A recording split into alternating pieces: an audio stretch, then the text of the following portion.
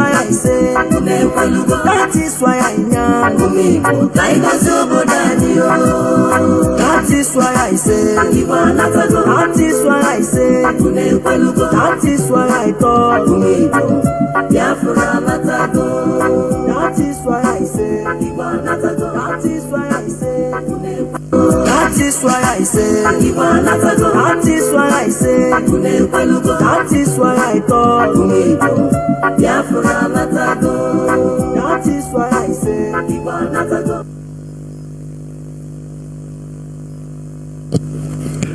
good morning, good afternoon, good evening, and good night, great Biafrans and lovers of freedom. This is Radio Biafra Household Service coming to you through Radio Biafra London. My name remains Mazi Jonathan Chinedu from our low province of Biafra London. We are here live and direct. Today is the fourth day of October 2025. Tata Bobocheke, being Saturday, a day dedicated to discussions on religious issues. Therefore, I once again welcome each and every one of you to welcome your friends and well wishers to this sacred platform where the gospel of both mental and physical emancipation is preached. Because genuine physical liberation comes only with mental emancipation. That is a fact. The European revolutions wouldn't have been successful if they are not mentally emancipated.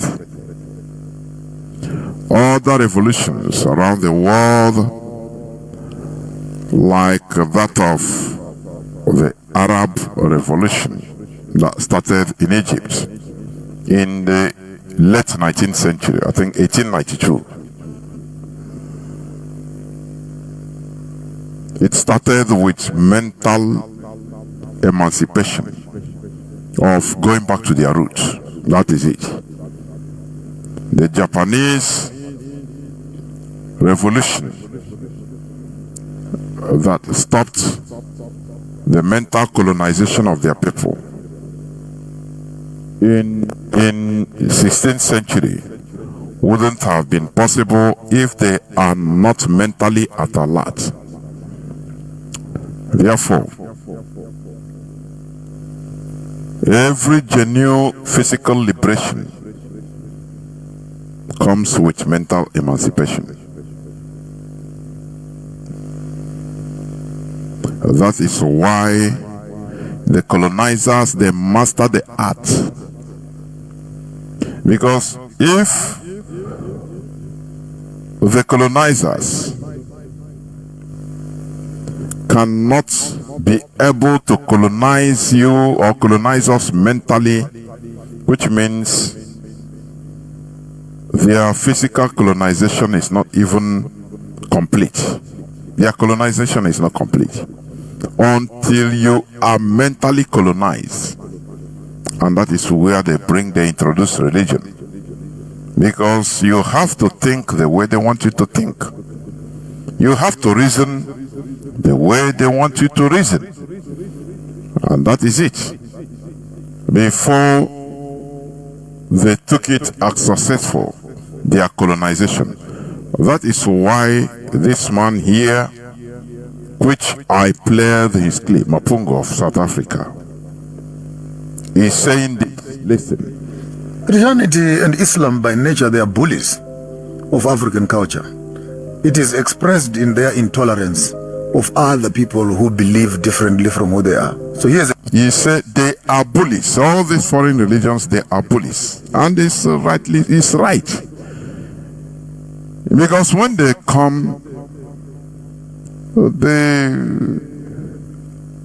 they push you, they take over everything in your community.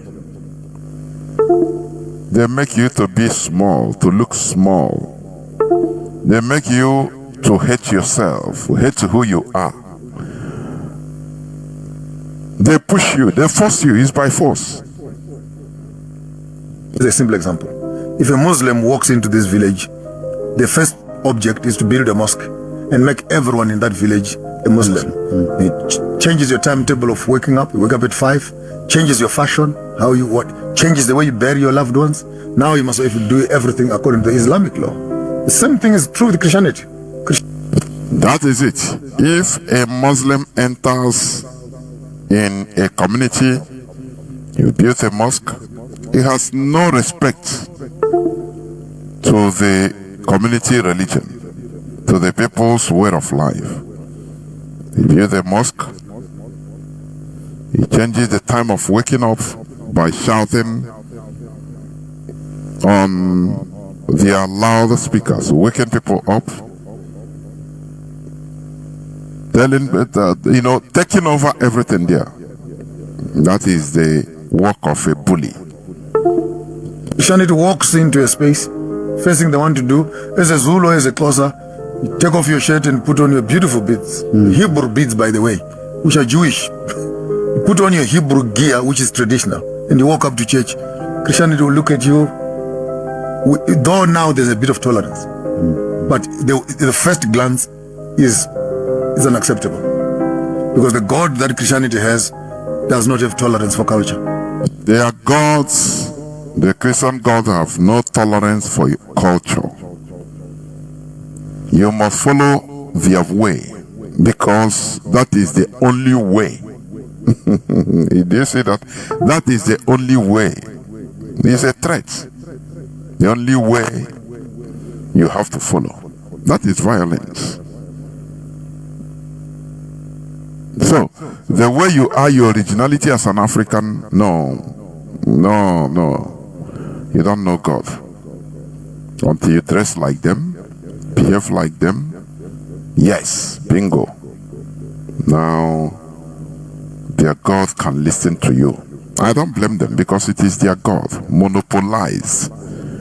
It is not the God of Africans. Every time I used to say it here, Africans, where are your gods? You kill, you fight over gods of others. Where is your God? Where are your gods? That is the problem we have, because we are colonized mentally. We are colonized mentally, and that is why the colonization is complete. That is the reason why today you see an Igbo man, once you see a person, a man practicing his culture genuinely,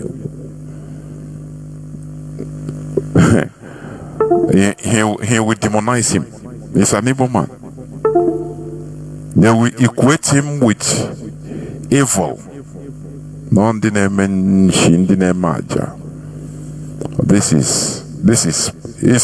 This is a mental problem. We are colonized mentally.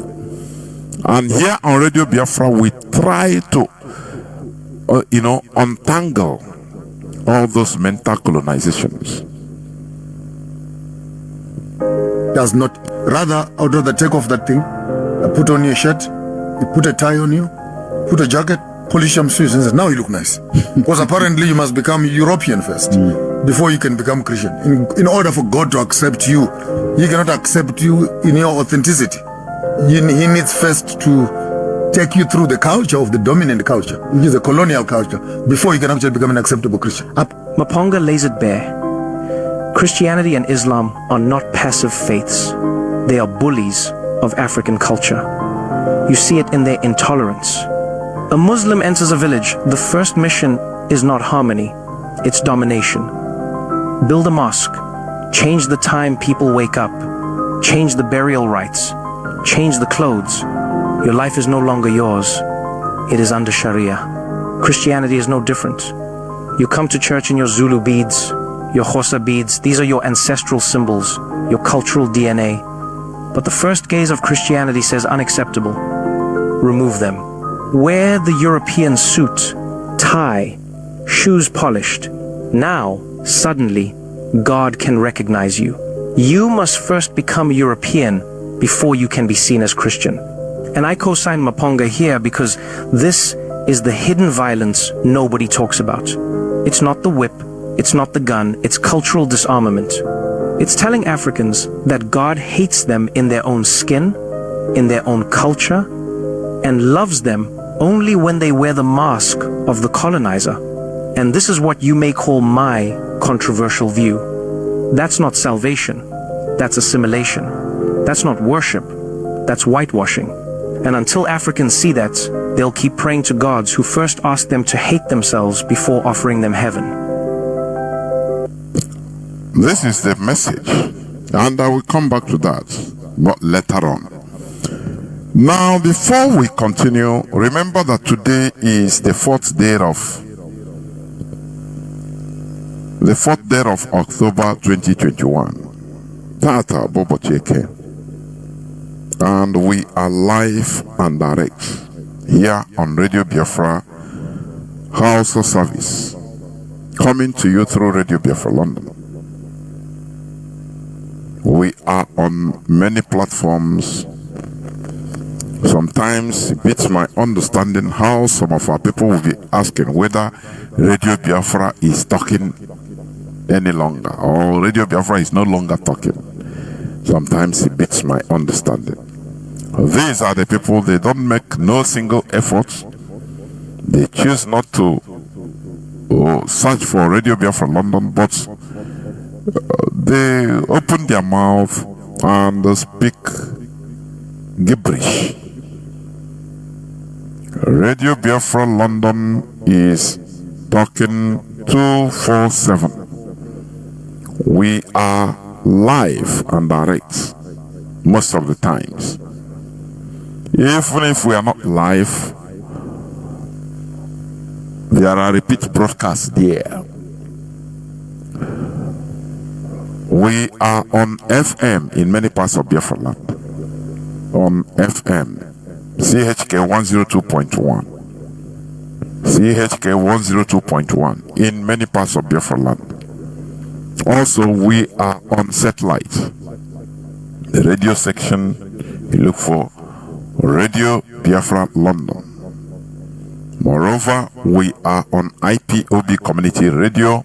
It is a very low data consuming application, specifically designed in order to accommodate our people in the zoo because of lack of or poor connectivity and lack of data.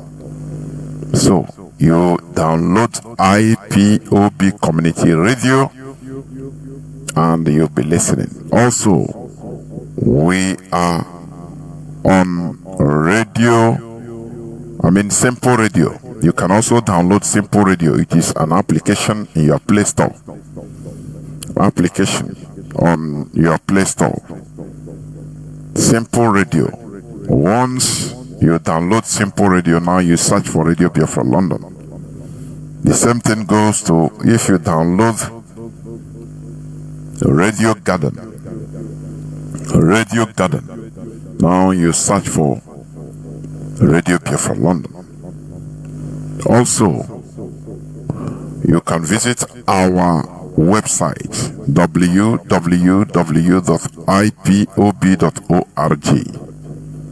www.ipob.org. We are there.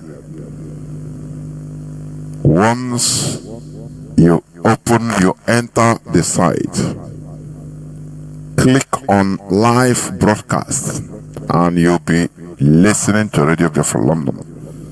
Also beside it, you can see where it is reading donate to IPOB or support ESN. Please support ESN.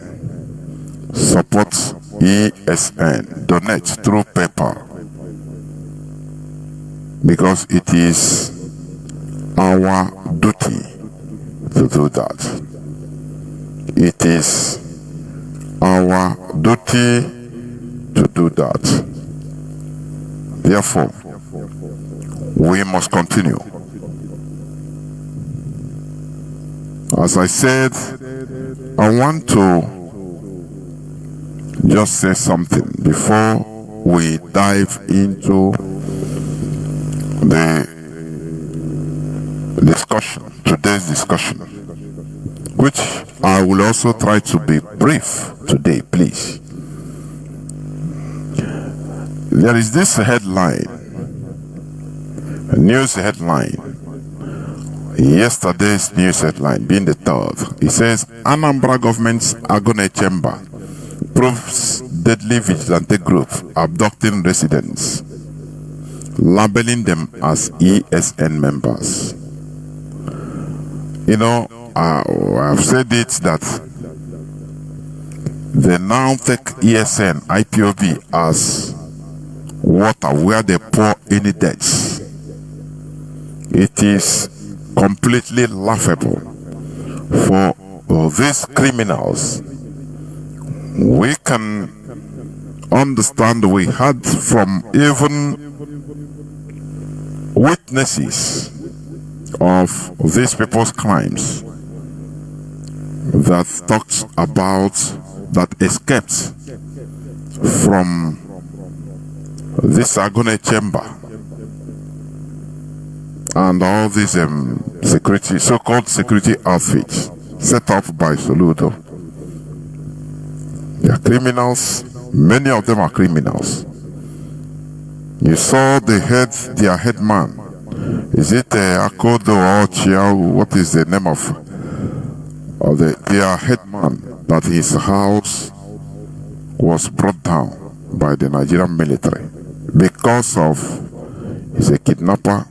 They don't tell you the details about it. Now look at the very bogus headline. Let me read a bit. The Anambra State government controlled security outfit Agone Chamber has commenced a probe into the activities of Ndike Uli vigilante outfit in the Ihiala local government area of the state, alleged to have been involved in widespread abductions and abuse of human rights of the residents. The Agone Chamber outfit probe follow the Sahara Reporter's earlier reports on the alleged terror activities of the vigilante group in the area. An official of the International Society for Civil Liberties and Rule of Law, that is Inter-Society, confirmed on Friday that following the media report on Thursday, some residents of the Uli community and the people from other surrounding communities met with the organization to reveal that they had been looking for their loved ones. Sahara reporters reported that the Ndike Uku Uli vigilante outfit, in collusion with the Nigerian army and some politicians, were accused of unleashing terror on communities in Anambra State and parts of Imo State. According to witnesses, the vigilante were alleged to be responsible for the deaths of at least 30 residents of Uli and Ebuama since 2022, while dozens more have been abducted, tortured, or forced to pay millions in ransom. The vigilante group in Anambra State was also accused of committing widespread human rights abuses, including killings, abductions, torture, and extortion, allegedly in collaboration with military personnel and wealthy political actors. The Inter-Society, in a report sent to Sahara reporters on Wednesday, had noted that the vigilantes, often without investigations, raided the youths and labeled them as the unknown gunmen to extort money from the families and torture them. The petition, dated September 30th, 2025, and addressed to Prince Ken Emeakai, the special advisor on community security to the Anambra State Governor, and the Ikioye Orutugu, Commissioner for Police, noted that the Ndikeuku Uli vigilante outfit often falsely labeled their victims as members of the indigenous people of Biafra, ESN. A pretext to justify extrajudicial killings across the southeast. Now, there's something I want to look at. We'll look at what they write in the body of the letter.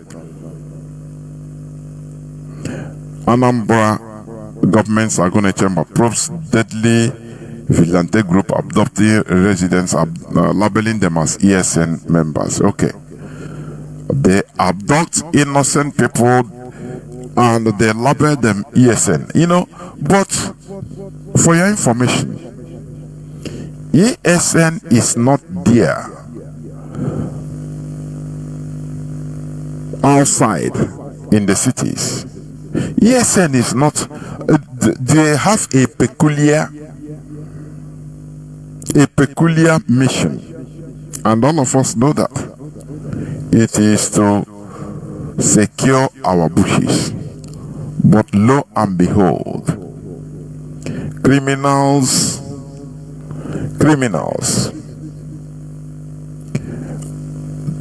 are unleashed in our land. They mandated them to use the name of ESN.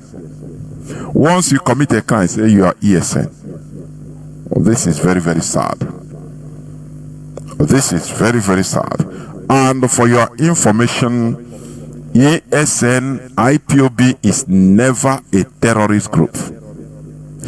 IPOB ESN, we have the right to defend our land, to prevent what is happening in Kwara State. We have the right to do that. And that is why ESN is there. Because when you look at, I will read some news about Kwara. You all know that Kwara is gone. They don't want, they are fighting. The Fulani is fighting to retain that because they captured it from Yorubas because of treachery of Afanja. The treachery of Afanja led to the capture and colonization of Ilorin, which is in Kwara State today. And the Yorubas are trying in any way, in every way, in order to take it back, but no way. The Fulani, they are using the Nigerian security apparatus in order to continue with terror, everything, to continue dealing with Yorubas there. The Yoruba, they want our land to be like a Lorin, but it will not happen. That is what we promised them. And that is why you need to support ESN. Forget about all these people that are coming saying, no, we are ESN. Or every criminal will come, ESN. Do you remember before they used to call people, anything in our land, they will try to bastardize it. 419ers, we call somebody, say, we are ESN, I'm calling you, we are inside the bush, so send us a so amount of money, otherwise we go visit you, we are ESN. Do you see that? Listen, IPOB, we have come to stay. They want to disorganize this holy movement. This organization, they want it to be disorganized so that they will have their way as they did in Kwara State. And that is even one of the reasons why during the President Tinubu's 65th Independent Day address, he called, he said he put IPOB ESN the same place with Boko Haram, but he failed to mention Fulani headsmen. He failed to mention Odudua also, Odua OPC. No, he failed to mention it. Listen. In their blood and strength to stamp out this is Boko Haram terror in the northeast, IPOB ESN terror in southeast, and But ESN is never a terror group. You know, there is something the Nigerian government is trying to do. They are trying to put everything to the same vein. We are people fighting for our survival, for your information. No amount of intimidation, no amount of campaign of calumny will frustrate us. That is why freedom is a very expensive fight. Freedom is a very expensive fight. I am telling you, it is not something you get easily. Remember, South Sudan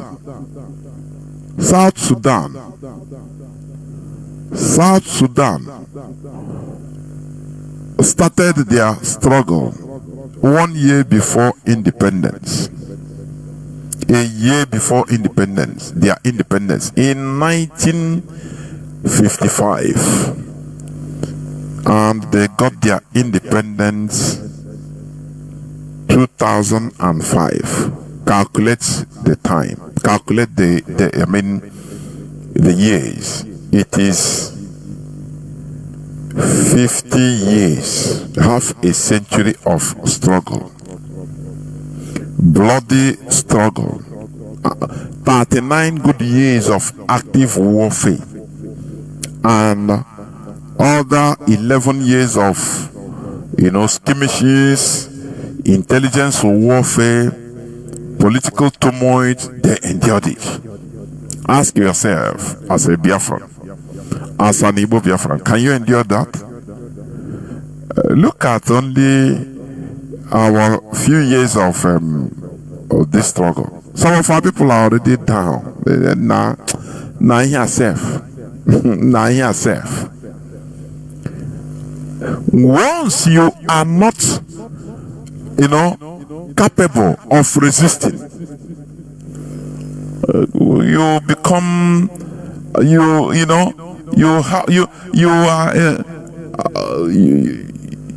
a candidate of slavery. Let me put it like that. A candidate of slavery. Once you are not able to defend what you believe on, once you are not able to fight, there is one thing, let me play this guy's, the Minister of War, Secretary of War, Peter Bren Hexet, the US Secretary of War, what he said. I love that in a way, because he said the truth. Let me play it, please. Let me play it. I love that. Must prepare for war. From this moment forward, the only mission of the newly restored Department of War is this: war fighting. Preparing for war and preparing to win. Unrelenting and uncompromising in that pursuit. Not because we want war, no one here wants war. But it's because we love peace. You love peace. They prepare for war. You have to prepare for war because you love peace. If you say no, you love peace, you don't want to war, you are deceiving yourself. You are a candidate of slavery. That is how the world works. Continue listening. We love peace for our fellow citizens. They deserve peace, and they rightfully expect us to deliver it. Our number one job, of course, is to be strong so that we can prevent war in the first place. If you are strong, you prevent war. Are you getting what I'm saying? Imagine just let me just give this example. Imagine you are going to the gym and you train and you have a very large chest, muscles everywhere, huge. No, but you are deterring people from even fighting you, from challenging you at all on the street. So you have your peace. That peace is the real peace.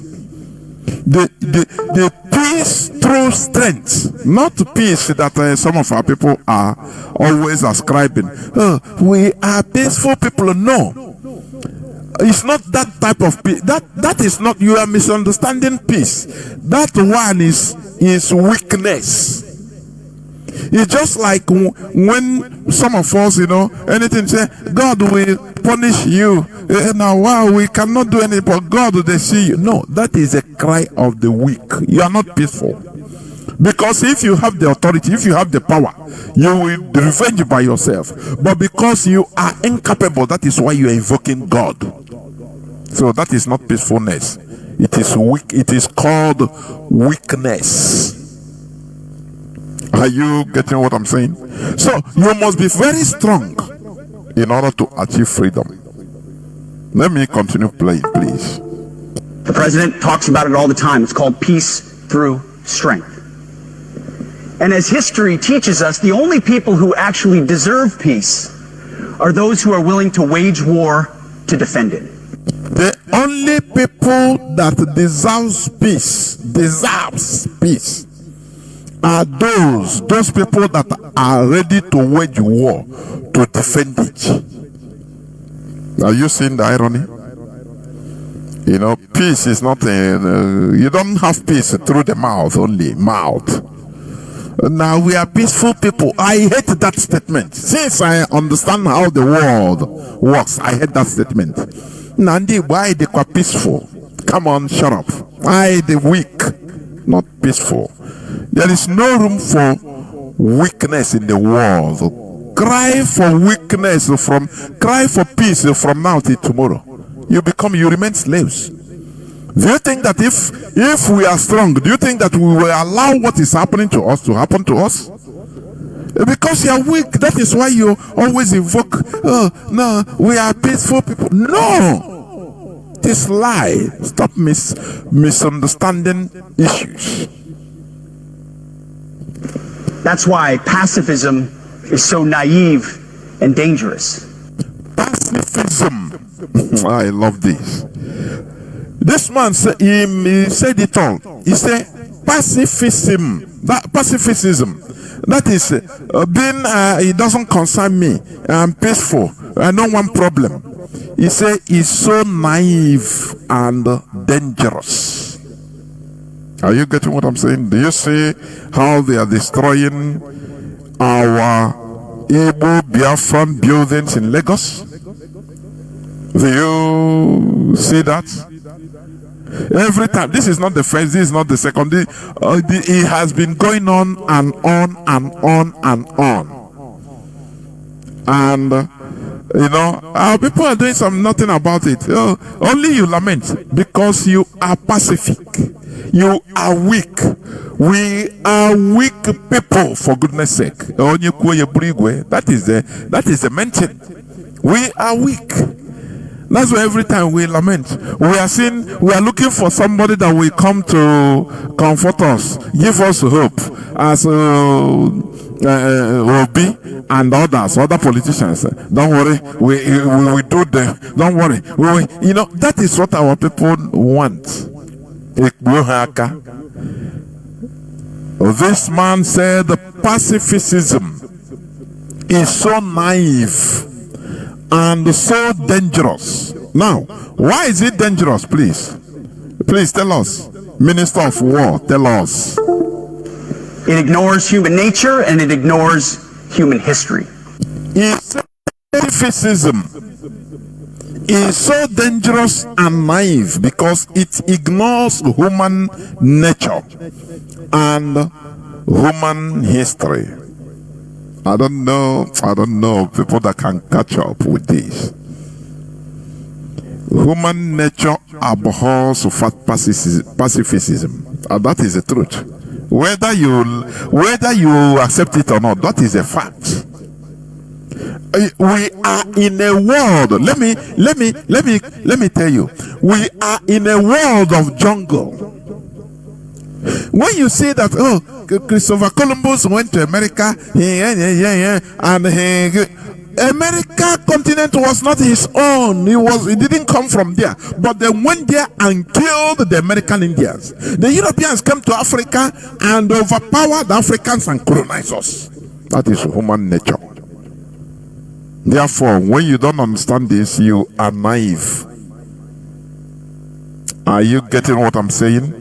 When you don't understand that this is when you are seeing America today, America, make America great, America, you are seeing Americans, the original Americans, the people that were there thousands of years before the Europeans came there, they are no more alive. Most of them has been annihilated, wiped out. That is human nature, and that is history. When you study history about Alexander the Great conquering is killing people. It's about killing people, destroying people, annihilating people, wiping out communities. So there is no space for pacifism in human history. It is, war, it is part of human nature. That is why the world is like a jungle where the most powerful eats the weak. That is it. So when you say no, we don't want problem, you are pacific, that is, you are naive. It's weakness. Because if you imagine that we have it, which the way things are, many of our African countries, if we have the power, we will overpower, we will annihilate even America today. For your information. That is how the world is. It is human history and the human system. That is it. So when you are saying, no, we don't want peace, we are peaceful people. No, we are not peaceful. You are weak. There are many factors that renders a people weak. Sabotage, number one. Self-destructive character, greed,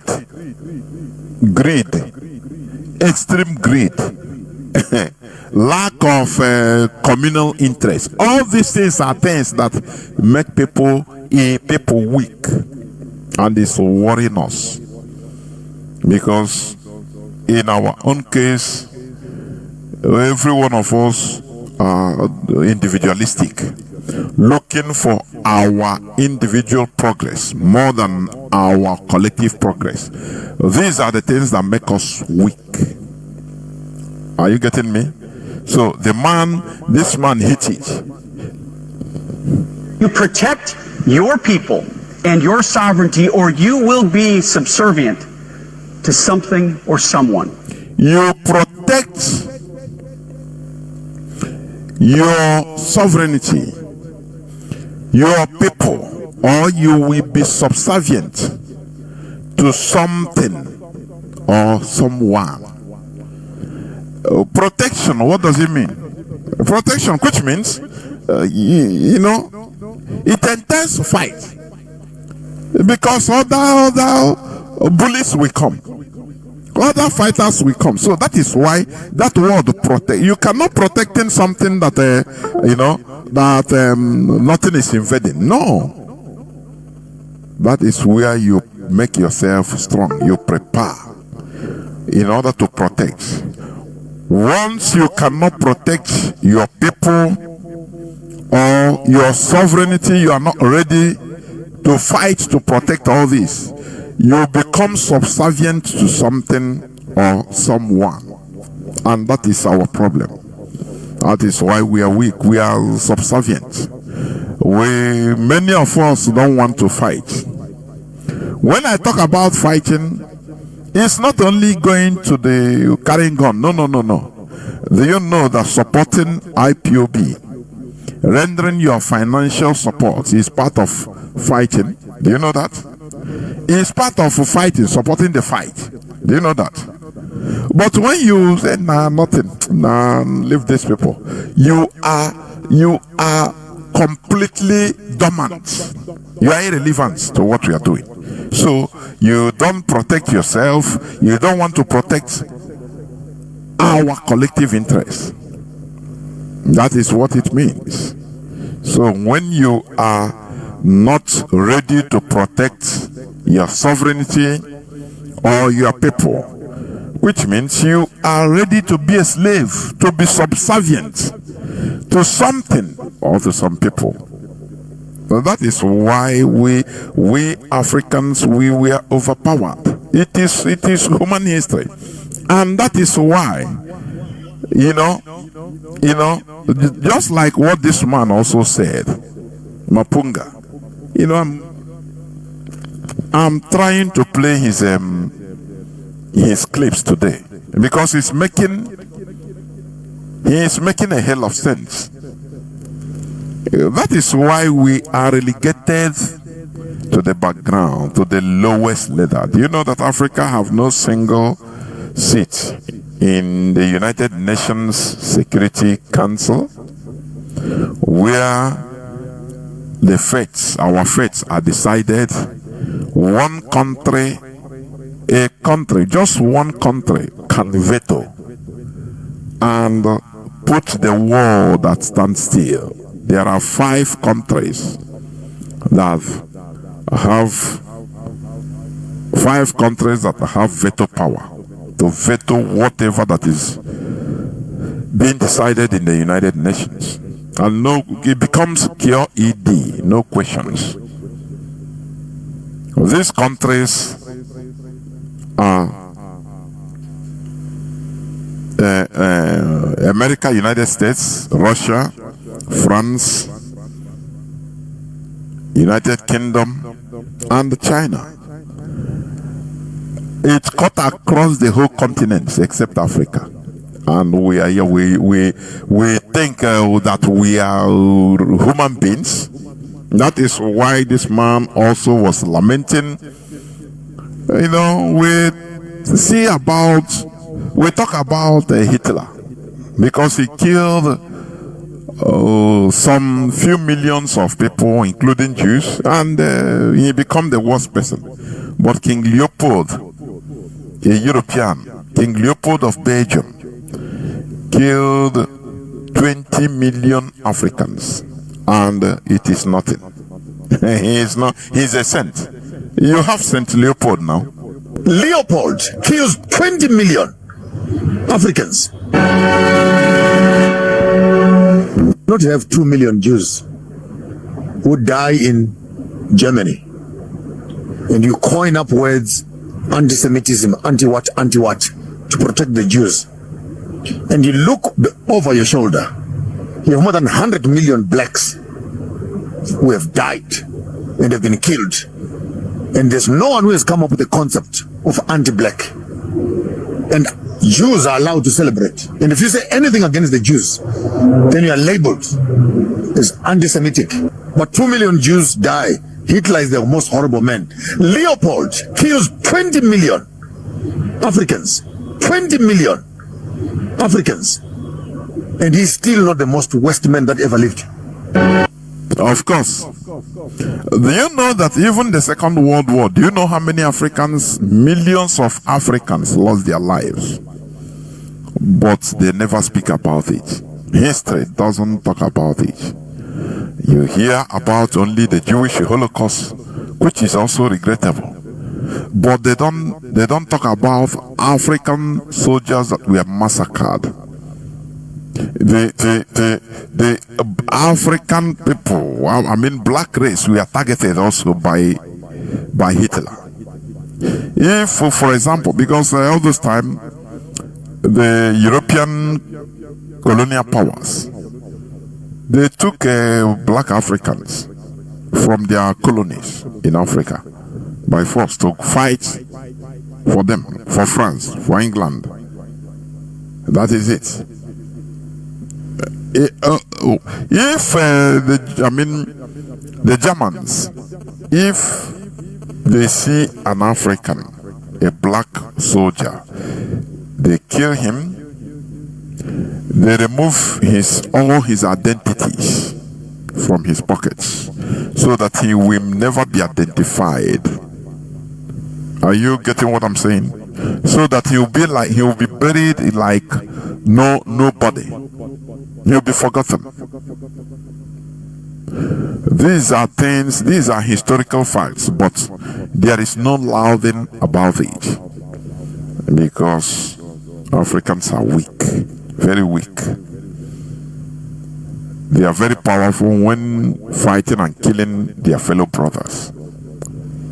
Very, very powerful. When it comes to killing their own people, that is where you see them powerful.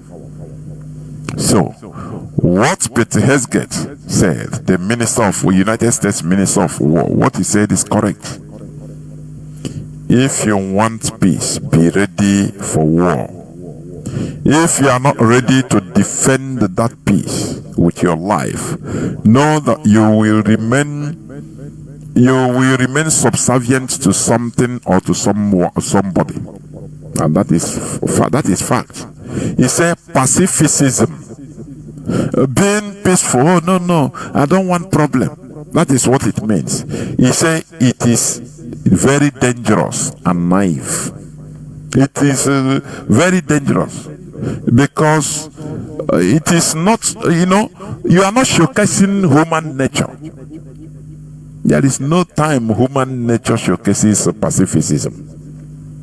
That is it. Therefore, we must continue. That is why Leopold killed for fun in African land. But he is never recorded as a very dangerous, is evil. No. Hitler.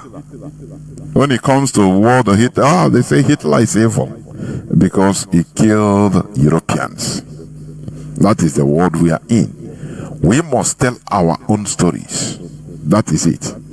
Therefore, let me continue. I was coming from somewhere and I continued. I talked about Agone Chamber abducting people, and they call ESN as a terror group, which is not, because they try to compromise. They try to, they recruited criminals in our land, telling them, look, anytime you commit a crime, abduct people, tell them, they'll make a video, say you are ESN. That is it. That is what is happening. But we are here. We must make sure, in order to continue this fight, we must continue this fight. If we stop, we are gone. I say South Sudan. I used to give an example of South Sudan. I know why. Because their situation is very, very, very similar to ours. They fought for 50. They struggled for 50 years, half a century, from 1955 to 2005. Exactly 50 years. Let me tell you, in this world order today, they will never allow any black people to get their political freedom easy. No. Just watch them. Look at Soviet Union. How they were. The Soviet Union, it was if not the most powerful in different ways. They had the largest quantity of nuclear weapons, Soviet Union, but they broke into pieces without having any nuclear incidents, without having major problems. But once it comes to Africa, they tell you that no, you have to, because they see us as subhuman beings. They must dictate for us. People that fought for independence, they have to fight for years. Eritrea fought for 30 years, 1961 to 1991, before they get what they want. South Sudan fought for 50 years. Do you think that our own struggle would be easy? Some of our people don't want to hear the reality. They don't want to hear the truth, the facts. What they want to hear is that thing that they, to comfort themselves. That illusion, fantasies in their head. You confirm their stupidity, they love you. But when you tell them the truth, they discourage. That's why they always fall victim to religion. All these pastors, because they tell them what they want to hear. This week is your week. Tomorrow is Sunday now. Churches in Nigeria is like crude oil. Millions of people will go to church and donate because they tell them what they want to hear. They tell them that you must receive. Oh, receive. Everything will be okay.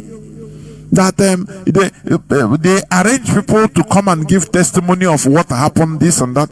You will never go to a church where they tell you, okay, how many of our members who lost their siblings in motor accidents, who lost their siblings in different forms to sicknesses, come and give testimony. No. They don't call up for that. Ask your pastors, why is it only people that human men that you call? Why not announce to the church, say, okay, if you know that this week that bad thing happened to you, please come. It's part of the testimony. After all, Bible say, if something good happen, we thank God. If something bad happen, we also come and give testimony. You see, people will come and tell you how their children, their child died, and they started calling upon Jesus. Nothing happened, and they died. Their husband died in motor accident. Their wife died in one sickness or the other. It is plenty there, but they don't do that because our people love, this. Illusions, lies. Our people love lies and illusions. That's why church is progressing in Nigeria. Where they distribute lies without fear or favor. Arranging lies everywhere. This week is your week. You receive. Let's bring it to the minimum. 100 people gather in a place. Or this week, today, for example, or tomorrow being Sunday. It doesn't matter at what whether they gather for religious purposes or they gather for ordinary meeting or they gather in one way or the other. Those 100 people, that week, 7 days, there must be people that good things will happen to. It's a must. There must be people that bad things will happen to also among the 100 people. And there must be people that even nothing changed, the same thing. It's like that. It's not because of you believe in religion or Jesus or you believe in Muhammad or you don't believe at all. No. It is natural. So, next Sunday, they use all those people, those few people that good things happen to. They compile them, come and stand in the pulpit to tell the people that, so pastor said last week, good thing happened to me, and I progress, this and that. That is publicity in order to bring more customers so that people will accept that, believe that, oh, it is because of this, because of coming here that make this, and you give more money. The more people come, the more money. So they are demonizing ESN in order to make us abandon, to make our people stop funding ESN, so that what is happening in Kwara will continue coming down to our place. Are you getting what I'm saying? There are many news headlines about Kwara State. The Fulani Caliphate is unleashing terror in Kwara. For your information, they know how to play the game. They are unleashing terror in Kwara. That is it. And that is why they want our land. They want ESN to, they continue demonizing ESN so that our people will, abandon ESN and give way for the Fulani terrorists to come to our land. That is what they are doing. Now, let me play this a bit, please. Let me play this a bit. This is Buba Galadima. He said something.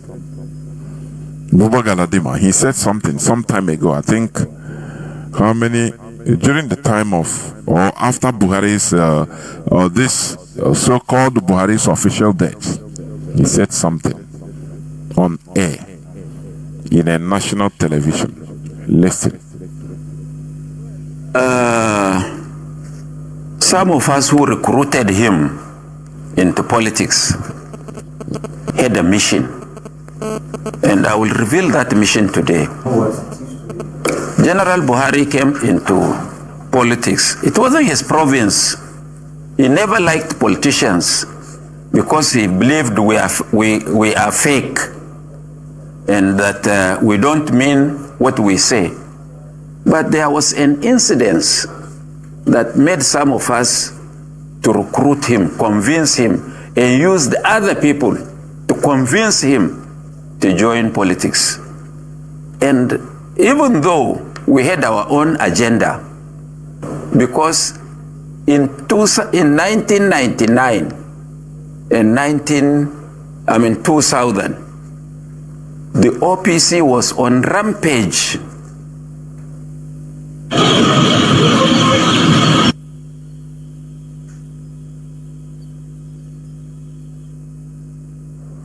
In some parts of the country, especially Southwest, and have inconvenienced a lot of people from this part of the country. And to the extent that they mobilized over 500 vehicles to come and invade Ilorin with the sole aim of uprooting what they called Fulani structures in Ilorin. Are you hearing it? This is why they brought in Buhari. Are you hearing it? It's coming from the source. He said he is one of the brains behind it. But do you see how they act?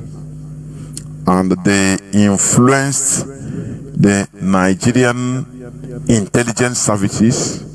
They activated everything and lobbied even America and the international community secretly in order to push Buhari there. When you hear, bring back our gas, cheaper gas, all this they are among. Let me tell you, in politics like this, it is brutal, ruthless. They use people like Obia Ezekwesili. They pay money to pastors, that the Jews controlling millions of people. This is what this man is revealing. Because the thought of bringing Buhari is not an ordinary thing. They have to they finance it with action, with money. They match it with action by finance and everything it takes. Lobby. They have to even lobby America to the extent Obama campaigned for Buhari because they want to save the Fulani foothold on Ilori. Do you see that? They want to maintain their footprint, their foothold on Ilori. Maintain the emir there. Are you hearing it? Continue listening. OPC was on rampage in some parts of the country, especially southwest, and have inconvenienced a lot of people from this part of the country. And to the extent that they mobilized over 500 vehicles to come and invade Ilorin with the sole aim of uprooting what they called Fulani structures in Ilorin. And we felt that was too much. And Obasanjo was doing nothing. President Obasanjo was doing nothing.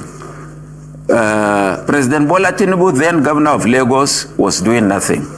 And some of us felt that those group of people were being encouraged by their leaders in position of authority. So how do we stop that? And I called a meeting in Kaduna at Alhaji Bashar Alhatu's house. He called them, so he is the alma mater of the program of Buhari being in power. He said he called the meeting. Not that he had, no, he is the source. In a place called Ungwonkaji, directly opposite the house of General Ibrahim Badamasi Babangida. And some of those we invited included Alhaji Wadanas, Professor Yadudu, Bashir Alhatu himself, Alhaji Yahya Sulehama, and a host of others, about 34 of us. And we sat down to reason. How do we save our people from this OPC menace? So we said, do you see how they gathered? Because they want to, for him, they want to save their people. They want to maintain their hegemony, their foothold in a lorry, which means their collective interest. You know, they didn't say, no, it doesn't concern me. This one said, no, anyway, leave it there, baby. I'm APC. You are PDP. You are NNP. No. They gathered irrespective of political affiliation. And let me tell you, that is the same way they have been gathering against IPOB. Are you getting what are you relating the whole thing? That is the same way they have been gathering against IPOB. What do we do? Because this IPOB is really, if they go unchecked, there is problem in the country. How do we destroy them? They renditioned our leader and they unleashed the campaign of calumny. They recruited, they activated their agents in the east, agents in Biafra region, the Fulani agents, which are these politicians in our land. That is why you hear anything that happens, they say it's ESA. Because they have gathered several times in order to discuss, in order to tackle the issue of ESN. And they maintain that, look, the only way to do it is to compromise it, is to destroy IPOB. That is what is going on. Are you getting what I'm saying? That is what is going on. Put confusion in them because these are Igbos. Once you give some of them promise of money or money, they are ready to do anything. You know,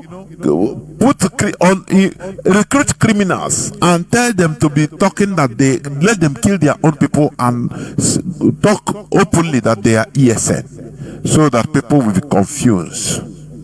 This is what is happening. This is what is happening. Some of our people are being used without knowing it.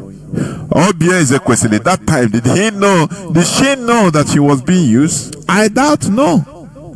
Oh, but for her, she is fighting for social justice. Oh, no, bring back our girls. Oh, Jonathan is bad. Oh, this and that. He don't know that she was being used. Do you see how things work? Even some of all these people that are talking on social media, they don't know that they are used. Once I have been saying it time without numbers. Once they see that your platform, you are broadcasting something that is okay for them, they will mobilize people to come and be supporting you. And you will not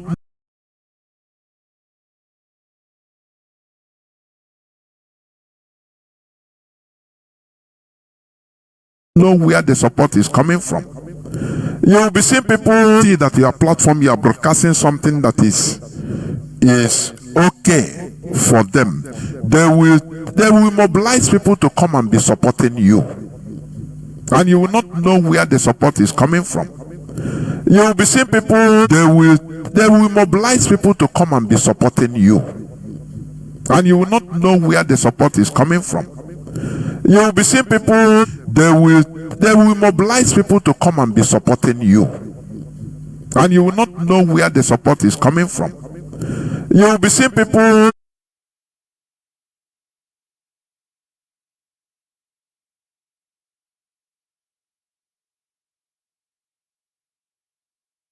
They say no, they have to do something. So the man is not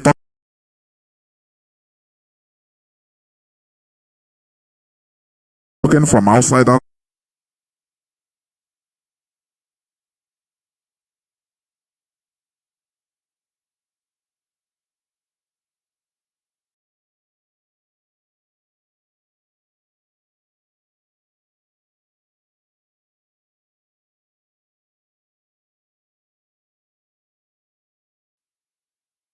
They say no, they have to do something. So the man is not talking from outside out.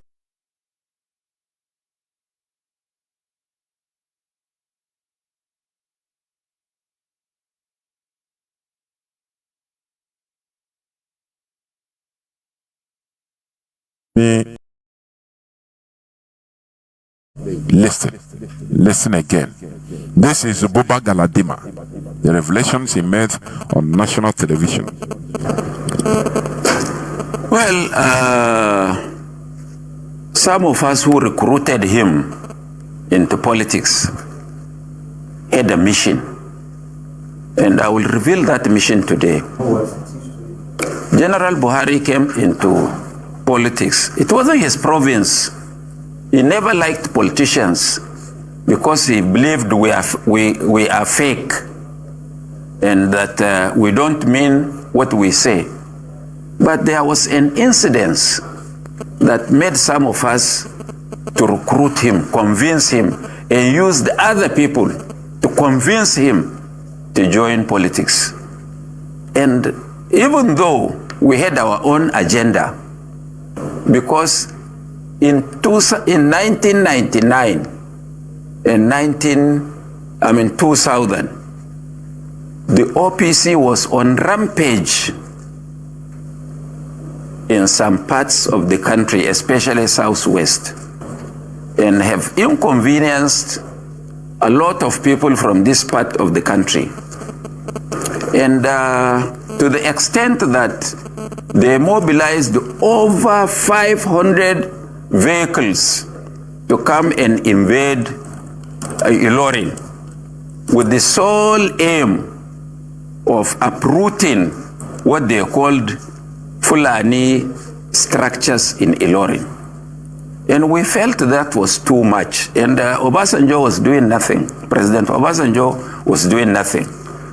President Bola Tinubu, then governor of Lagos, was doing nothing.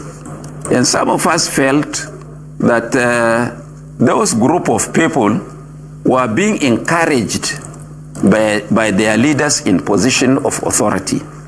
So how do we stop that? And I called a meeting in Kaduna at Alhaji Bashar Alhatu's house in a place called Unguan Kaji, directly opposite the house of General Ibrahim Badamasi Babangida. And some of those we invited included Alhaji Wadanas, Professor Yadudu, Bashir Alhatu himself, Alhaji Yahya Sulehama, and a host of others, about 34 of us. And we sat down to reason. how do we save our people from this OPC menace? So we said... this is a pertinent question, which I love. He said, how do we save our people? It shows people that have concern, or shows concern to their people. Now, how many of our Igbo elites, Biafran elites, or political elites, how many of them used to ask this question among themselves and say, how do we save our people from this situation we are in? No, tell me, how many of them ask this type of question? It shows being loyal to the people. It shows patriotism to your people. But our people, what they know is money. Be in political position, both be the king of kings, the governor of governors. As Soludo went to America and opened his mouth in order to vomit garbage, that Igbo youths are responsible for whatever that is going on in our land. The evil, exonerating the Fulani, that it is a propaganda. Do you see the contrast? The sharp contrast. You see that? This I love. It shows concern to their people. They say, what do we do in order to save our people in a lorry? Otherwise, they will uproot them, and we will lose a lorry. It becomes a catastrophe for all of us. Do you see that? Do you see Igbo politicians show concern, genuine concern? Now, what is going on in Lagos? They are building. Remember that Lagos was even the administrative capital. Remember that Lagos is not even owned by all the Yoruba you are seeing today. The name Yoruba, I think Femi Kayode, that chameleon, he has spoken about, revealed about the origin of this word Yoruba. It was not there until late 19th century. Yoruba called the Yariba. It was a name given to them, to that people in that area, by the Fulani as betrayers. It's true, he said it. Otherwise, they are not Yorubas. That name, united them. In the real essence, they are not the same people. People from Ekiti are different. There are the Egbas, there are the Jebus, the Awore. They are different people, but not that name being given to them by the Fulani united them. It's just the same thing, the same way they call us in Yamini. Whether you are a Joe in the north, they call you in Yamini. Whether you are Yoruba, is in Yamini. So it's the same thing. Do you see that? But the Yorubas, they are not the same. They are not the same people. They are not the same. How many of our politicians have expressed internal genuine concern of how our people are being treated right from time? How they will, build houses, build plazas, and they'll bring it down. Houses that will be there for years, paying taxes to the government. They allow it to be built.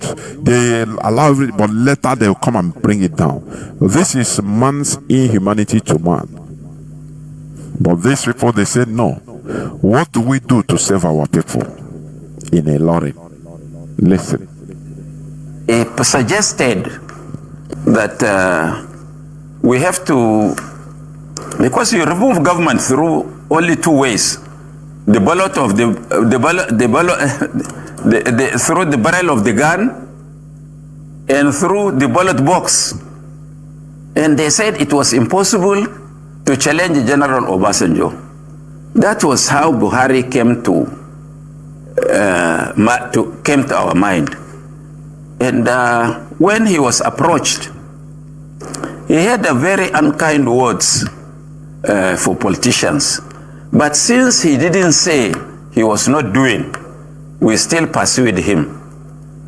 To cut long story short, we achieved our first purpose of putting a break to what OPC was doing, because immediately Buhari joined partisan politics, and we had a very big outing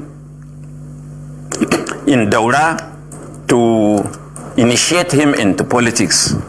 The Obasanjo government became restive and was shaken to its bone marrow, and because those were some of his our thinking. So Obasanjo had to really checkmate the OPC. So for that reason, we have achieved our first purpose of bringing General Buhari into partisan politics. You see that? I will stop here. These are people that are concerned. These are real elder statesmen for their people.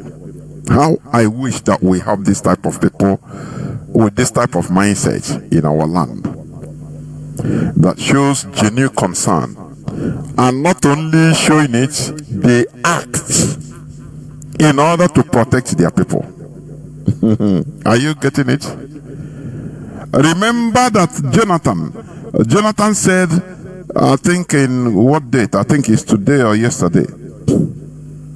Let me see the date. October 4th. Boko Haram chose Buhari to negotiate with my government. That is Jonathan.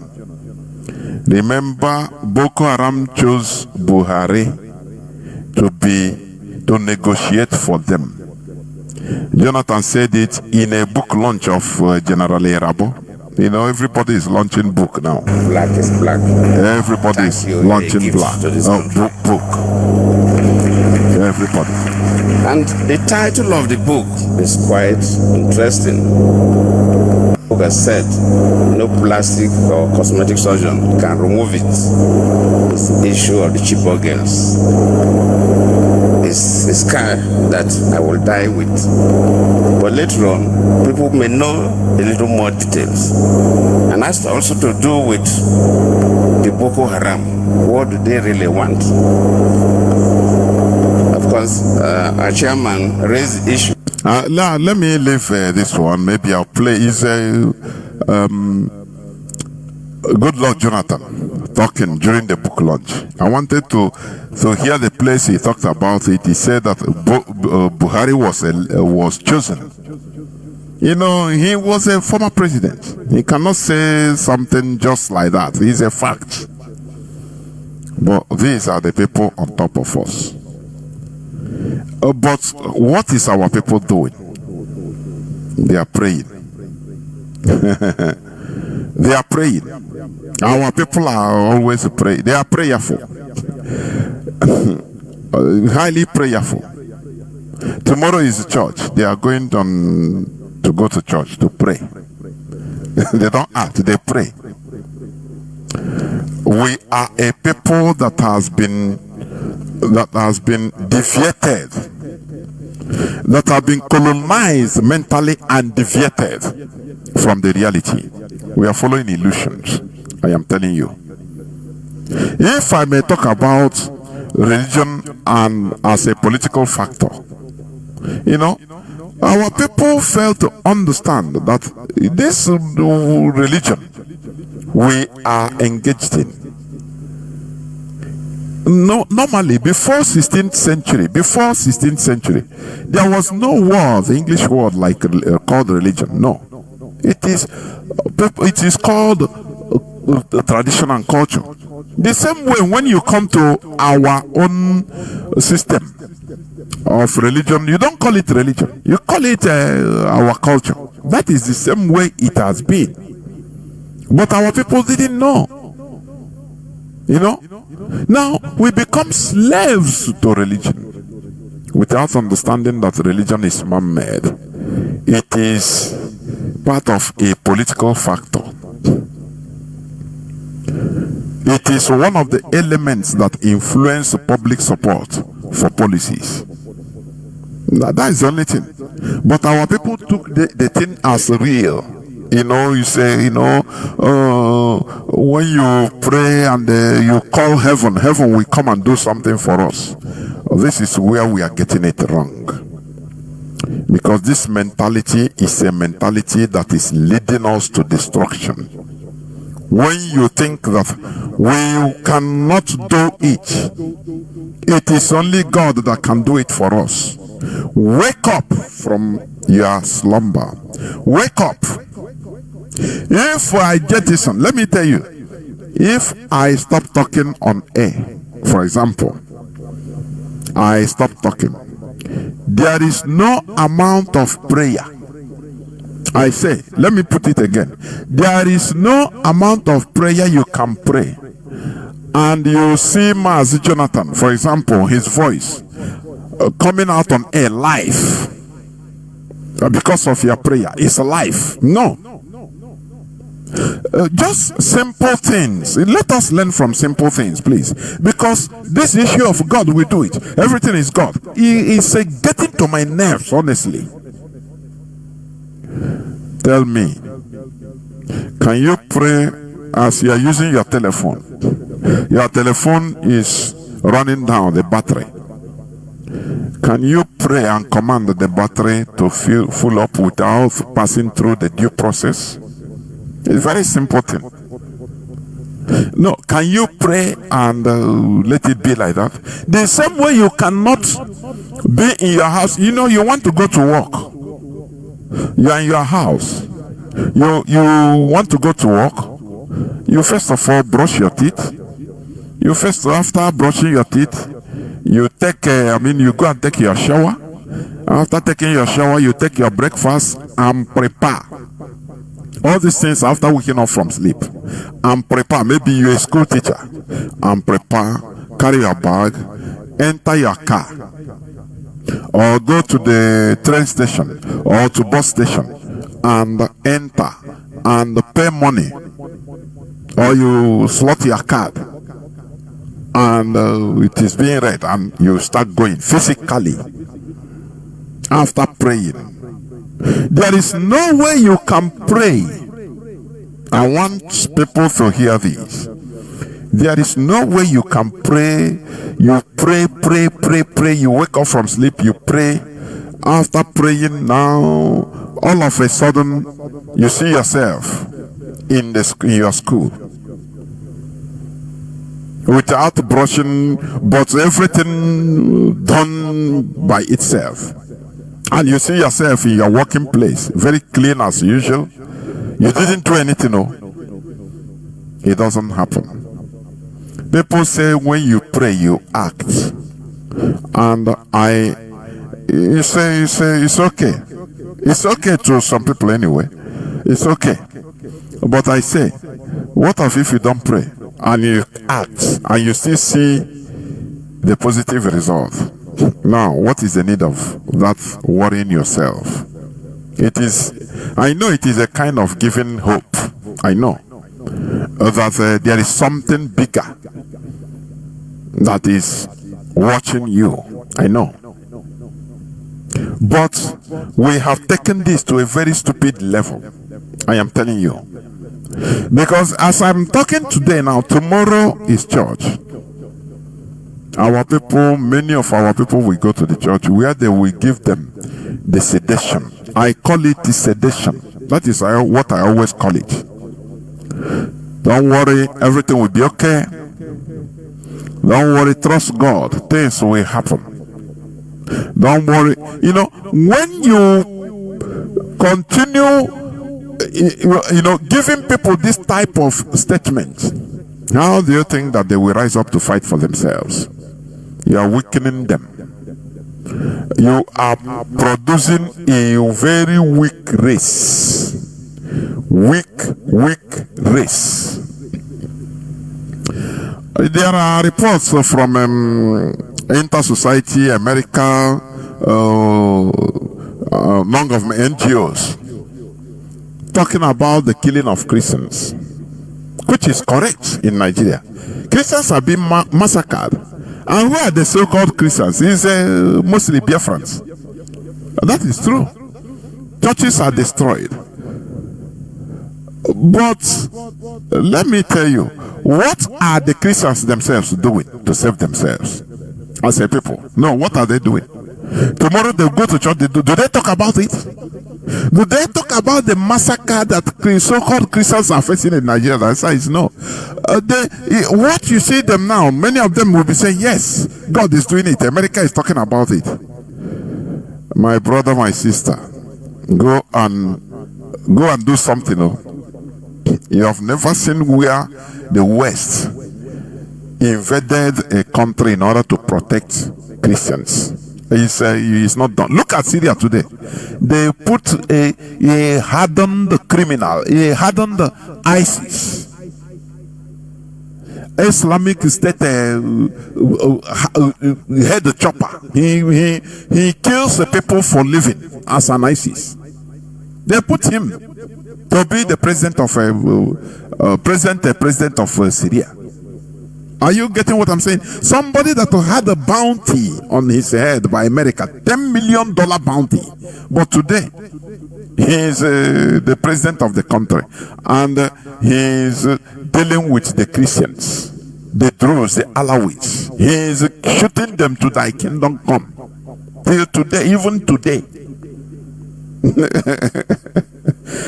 You know, let me tell you something. What these people are doing, these reports they are giving, because I call it just statistical data of how many Christians are massacred in Nigeria. That is what they are giving all the time. Nothing more. And you now being a Christian, you are happy that, oh, they are talking about it, they will do something.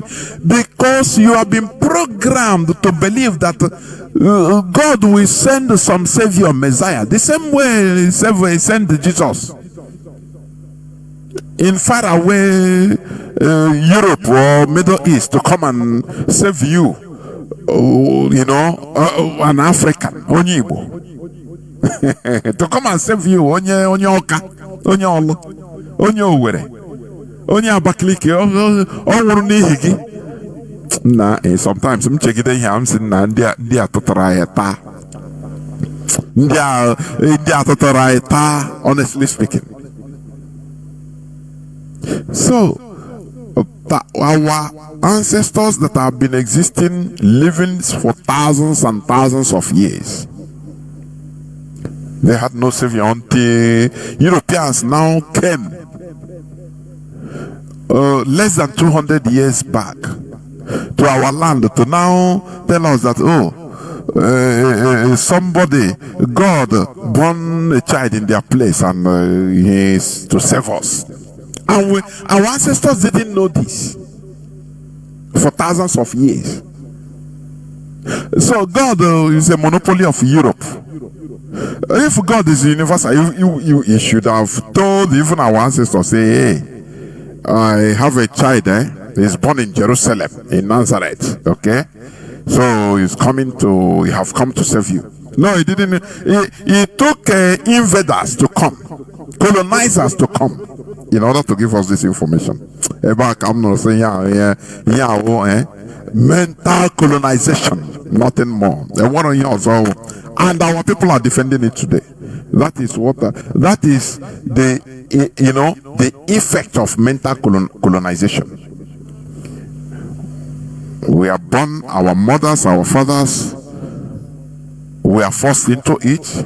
They born us with it, and bingo, that's it. Just like black people born into slavery in America. Their mother, they are born them and tell them you are slave. They told them their limit. You are a slave, or you have no right, and they accept it. If they take it, it becomes their way of life. Just study slavery in America. It's like that.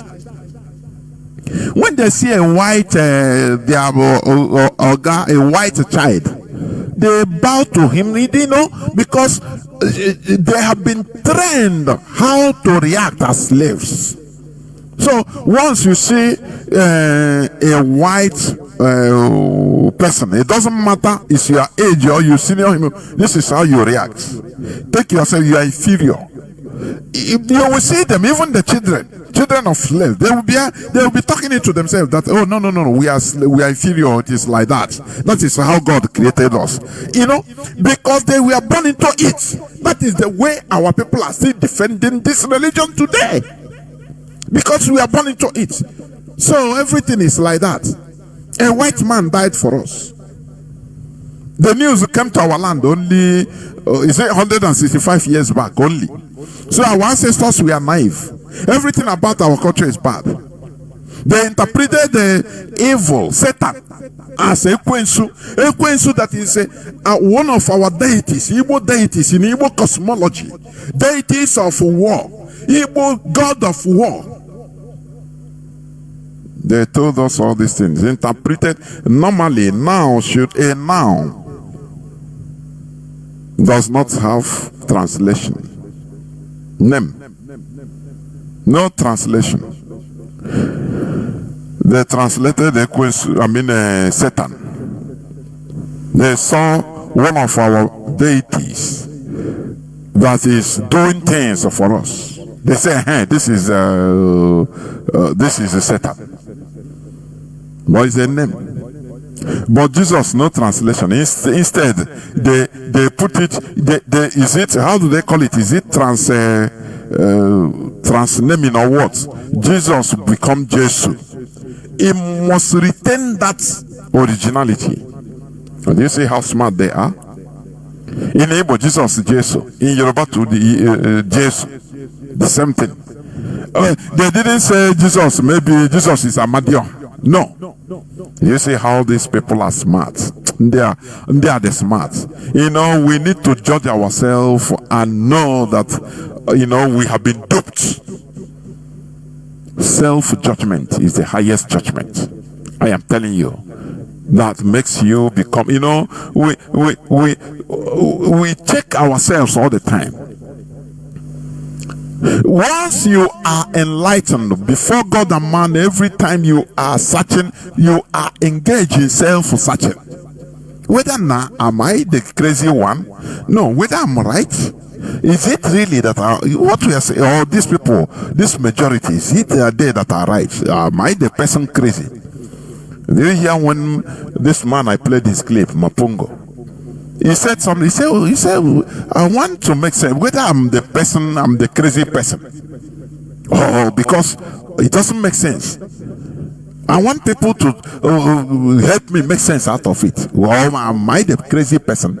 That's why I love people to come here in order to, bring even contrary opinion, so that I counterbalance my brain. Whether not, let me hear from them.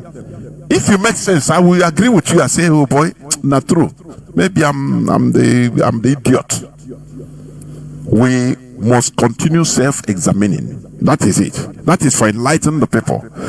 But for morons, for many Christians, many of us that are professing Christians, oh, we know everything now.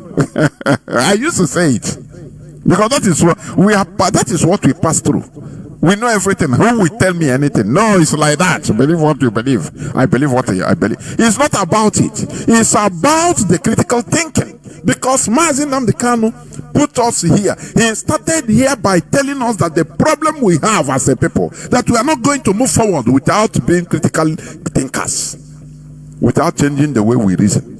It's impossible. When you put it that, oh no, it's like that, I see it, so I must put it. No, you are making a great mistake. The type of Biafra we want to restore is a Biafra of critical thinkers, where we see evil and call it evil, where we will not confuse illusion with reality. No, I said tomorrow is Sunday. People will hear receive. If receiving is like that, if it is the way like that, people receive. If receiving, professing receive, and people receive. Why can't you tell people, please, these pastors, can you pronounce electricity? Let there be electricity in Nigeria. Everybody wants to receive electricity. Is it only your personal issue? Something that is normal. You might go to the market today and sell plenty. Now you will equate it to, oh, it is the pastor that did it because he said he should receive blessing. No. Why not tell the pastor, please, we want to receive electricity, 247 electricity, please. Let it be. You know, people don't, they will tell you, no, God works in a mysterious way. Why mysterious when it comes to normal thing that is supposed to be? You say, no, it works. How mysterious it is?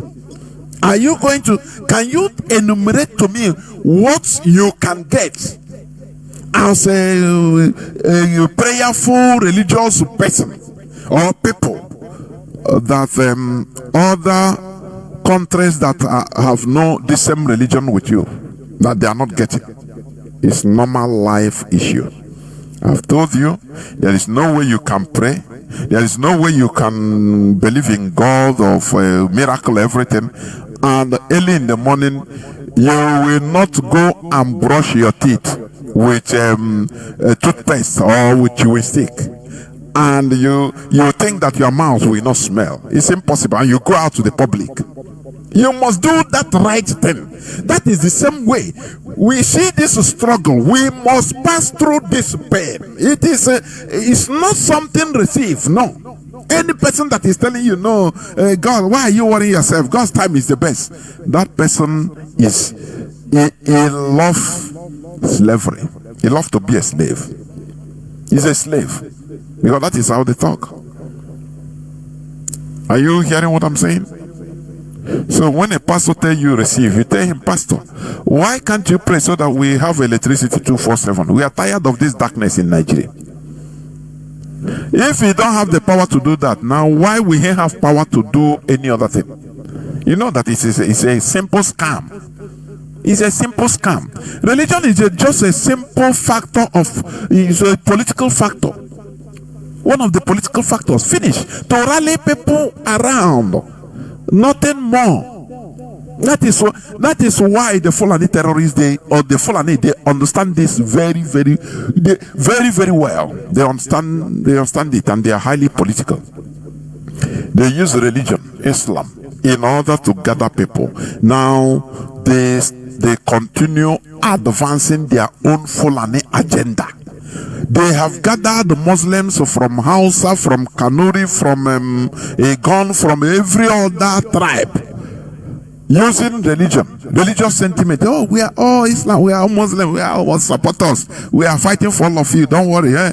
But they are, in reality, they are advancing the Fulanization agenda. That is the only thing. These are political. They don't care about your daily ablutions as a Muslim. That is not their problem. Your prayer, this and that, they don't take it serious themselves. Remember, I've played this clip. One Yoruba woman that was abducted, I think in Kogi, with his husband, based in Canada. His husband and 9-year-old daughter. They came to Nigeria and he was abducted. They were raped. The husband was raped by all these Fulani terrorist animals. He said it. He said when they told the husband that we are going to sleep with you, rape you as a man, the man started quoting for them Quran, thinking that they are really religious or Muslims as they used to profess. He started quoting for them. Remember, Quran says a man should not sleep with a fellow man. They laugh. They say, shut up, you Yoruba bastard. Do you know Quran? Do you know what do you know in Islam? Nobody will bring Islam to you. Shut up. Now we be your God. Now we be Islam. Come on, bend down. Do you see? They understand that religion is a political factor. Nothing more. Something used to rally people around, but you are very serious thinking that, oh, that God they are praying is going to do everything for you. That is a foul. Tell me something in this world that God have done or an unseen spirit have done for human being. I want somebody, if you call, you tell me. I want to learn, please. You say God that make America build satellites, make Russia build nuclear weapon? The answer is no, it is human being. It is the way they play their politics. That is what makes them great. Nothing more. It doesn't matter. You that the country, Nigeria, as of I think 2024, 2023, Nigeria remains the second most prayerful country. What do you get in prayer? Can you pray and you will not charge your phone? Tell me. Can you pray and you will not fuel your car the same way I fuel my own car? Can you do that? Can you pray and disappear from where you are in England and see yourself in Nigeria without entering flight? Or in America, or from Malaysia, or from Nigeria, you don't go and get visa before. Pray now. Call that God to help to do it so that you don't even need to enter flight. Don't need to get visa to travel to Spain from Nigeria. So when you look at all these things, you see that look, all these things are just politics. You see, religion is politics, nothing more. They use it to colonize your brain. Make us to be small, feel small.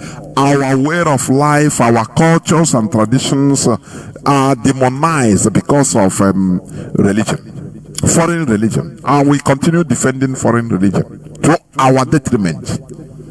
There is nothing, there is no way you can pray. I say, there is no way you can pray and you want to call here on Radio Biafra. You don't need phone. You don't need WhatsApp. You just you are talking now. Everybody is here. It's impossible. So then, what is the need of all these things? No, I want to know what is the need. Is it to just satisfy your illusional heart, your illusional mindset that yes, when we do it, God will do it on His own in its own time, because this is the common saying of our people. What is the God's time? Tell me. America is advancing every day. Russia is advancing every day. They are building things, doing things every day by a human being, making policies that are favorable for the people every day. You are praying. Electricity you don't have in Nigeria.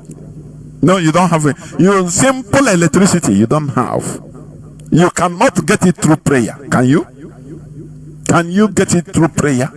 Can you get it through trusting or going to church and getting it? So, if all these things you cannot get them, know that there is nothing you can get by going to church. You are going to church to socialize. Take it as you are going there to meet people. And it's good thing you meet people and you discuss issues, not what they are saying there. God will do this and that, come and give. That is nonsense. It's just to make you happy, to make you feel happy. They know that among the thousands of people that come to church, good things will happen to some people. I've said it before. Bad things will happen to other people also, some of them. And some people will remain the same. No good, no bad, just the same thing for the whole week. So next week they will bring out, this is politics. They will call out to people that good things happen for, which is normal thing. Which is the Chinese people, in the midst of 20,000 Chinese, to if they gather, in 1 week, good things will happen to them. They are not Christians. Many of them are not Muslims, are not neither Christians. Many don't even, they believe in their government as their religion.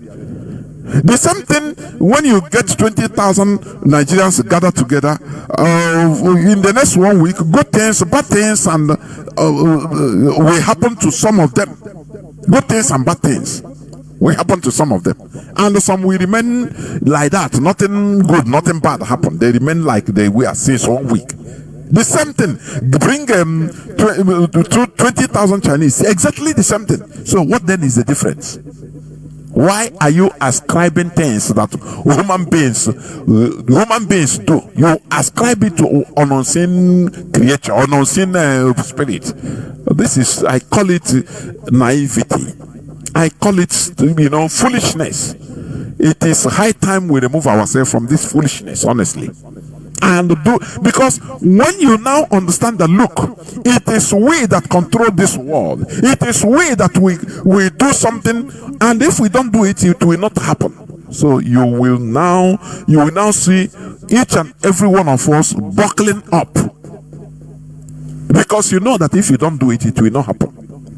If you don't pick up your phone from where it is, there is no amount of commanding and prayer and fire and anything which you are professing from your mouth that will shift the phone. It is impossible. There is one on social media, one man I watched. He said, in order to prove that there is nothing like magic, all these magicians are, you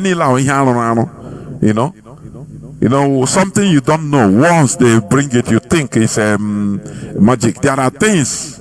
After all, there are these other people that on social media also debunking or exposing the secrets of the so-called magicians. So one man brought. He said, in order to prove that there is nothing like magic, he brought a magician, well-known magician that have been acting this and that. He put one book, one heavy, whether it's a encyclopedia. He said, I want you, don't touch it, but make your magical incantation so that this book will shift to 1 meter. The man said, no, it doesn't work like. He said, how does it work? How does your magic work? Which means there are secrets behind it. The secret is if you cannot do what I tell you to prove that this thing doesn't work. If it works, practical, I need it. Shift. You see this book here. Don't touch it. Use your magical incantation. Let it shift by itself. The man said, no, it doesn't do that. I said, get out. These are things you do something, there's a way, the more people look, the less they see. Which means there are some secrets, there are some things you do after people will see it as magic, whereas it's lie, it's not magic. Nothing more. This is how all these things work, even in the churches. That is what they do. That is what they do. I was watching, some places, you see our people, you say demon carry this person, he fall, he shout. I say, so our people all are demons now. That is what they are trying to preach. You pour him olive oil or holy water, and the person will fall, start rolling. I say, it's demon. What are you trying to prove, for goodness sake? What is the difference you are trying to prove? These are things we need to understand, that look, these foreign religions, they are, they are colonial tools, number one, and they are political factors. Because when the colonial powers came to our land, they use soft and hard powers. They are missionary. I used to say it here. They go like a war group. They have a Buenfo in their midst. They have the military. They have the weapons. They have the missionaries. Those that people will see and say, oh, they are good people. They are sharing biscuits. They share biscuit. They pray for you. Tell you, say, oh yeah, change. We do nothing now. Why is it that even during the olden time, during the time of the colonial time in our land, why is it that if our people react against maybe some missionaries in a violent way, the same missionaries, they will go and bring British soldiers to come and kill the people? Why don't they pray if their prayer or their God is alive? These are the things we should ask. Instead, they will go and bring human being, physical human being, which are British soldiers, in order to come and kill. Because maybe our people destroyed their church. Now, instead of praying so that all our people that time will be blind, or all of them will die, no, they will now go physically and bring British soldiers to come and use gun to pursue and kill our people. And you believe that this religious thing, that it is working? You sincerely believe it. You are naive. You are naive. I say, this is a practical example. You see your telephone. Don't charge it. If the battery is dying, continue praying. Don't put it on electricity. Don't charge it.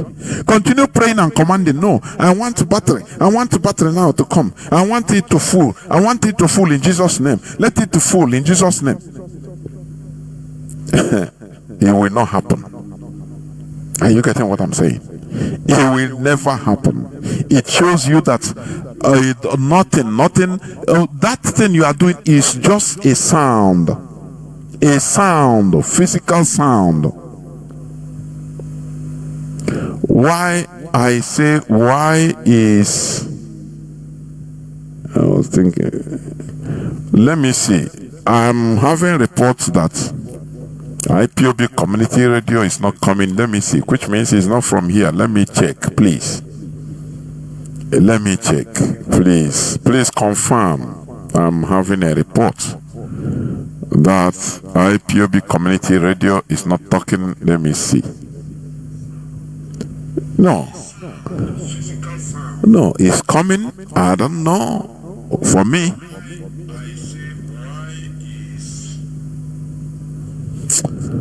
Mazi, I think you need to check your side. It is coming on my side. Please, I need more confirmation because I check on my own. It's coming. Please.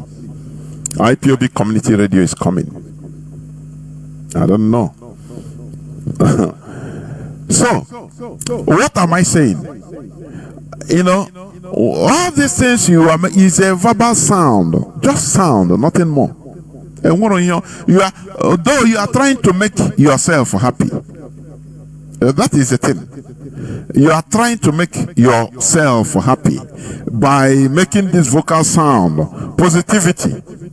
Yes, I'm getting a report that IPOB community radio is coming, 100%. Thank you, Mazi. So, Mazi, please check your side. Check your side. Check your side. It is not from here. It is not from, So, what am I trying to say? When you see our people taking these things serious, no, I pray for you, this person have power. Ask yourself if the person, thank you very much, people are responding that it is coming out clear, crystal clear, please. Thank you very much. It is okay, it's coming. Thank you very much from everywhere. I'm receiving it's okay. It's okay.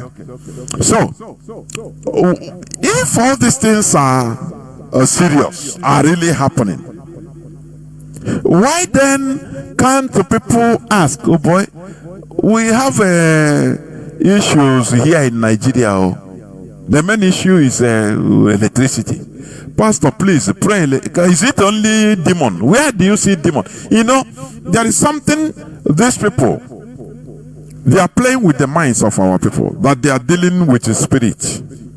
And we are not in a world of spirit. Are you seeing it? They are playing mind game. They are telling you, hey, spiritual things cannot be understood by a carnal man. And I ask you, are you a spiritual man? Do you eat in the spirit? You eat physical like me. No, you are spiritual. Come and get out. You are spirit. You are in a physical world. That person that is telling you this is using microphone, which I'm using. He doesn't. Let us start challenging these people with common sense. Just common sense. Oh, he has power to drive out demon, but he don't have power to speak without microphone, so that 1,000 people that are around him will be hearing him without microphone, without a loudspeaker. But he have power. Don't you see that? Don't you see that our people are naive, are ignorant? As I say, what many of our people, what they want is that receive. That thing in their mind, that thing in their mind, that fantasy is what they want to just profess it to them. That is why our people, once you are bringing reality to them, they say, no. It will bring bad luck. This is nonsense. Let us be factual, please. And you cannot be religious without being stupid. It is impossible. You can never be genuinely religious without being stupid. When you believe that, once you come, you make noise, you pray, command, and things will start happening. And I tell you, ordinary, you have telephone. You see your telephone that you are using. Don't charge it. Whenever the battery is going down, pray. Call down, let it full. Oh, don't you see them? Can't you? These are simple mundane things that any pastor you see, he have power, he can do this, but he's using microphone. My brother, get no single power. Using louder speaker to amplify his voice so that the people will hear him from everywhere. People that are around the church, come on, nothing. Know that all those things are nonsense. And when you hear, there is nothing. You are just making noise. Simple noise. Start by showing that power. When you come out in your pulpit, don't use microphone. Off everything about speakers. Now continue be talking normally. Holy Spirit, so the Holy Spirit will amplify it. Are you not a spiritual person? Only the Spirit will amplify it now, because the Spirit is everywhere. It's like air. Even the people that are 200 meters from you, they will be hearing you now. But you are using microphone. You are telling me you have power. There is power. Shut up. Stop it. Hold it there. Remove yourself from this, all this bunkum foreign religion, and you'll be free. Mentally, you'll see that you become very light, and you see a spade and call it a spade. You see a cloth and call it cloth. You see a lizard and call it a lizard. You see a rat and call it a rat. You no longer see a rat and say, hey, they are coming. Blood of Jesus, bring me holy water. Let me pour. No, it's simple rat, for goodness sake. That is what our people, many of our people are still living in stone age. I'm telling you, when I watch some things, and even on social media, I say, no, our people are still living in stone age. The time of when the Europeans were witch hunting. I saw some, I think in Enugu or something like that. I didn't have time to listen to it very well. Whether they take one man because he say he's practicing ordinala. They say he has power, he's killing people spiritually in the village. Any person that dies of accident, they say it's this man. I say, our people are still living in stone age, for goodness sake. How can we enter Biafra with this type of mentality? Man, we cannot make headway. No.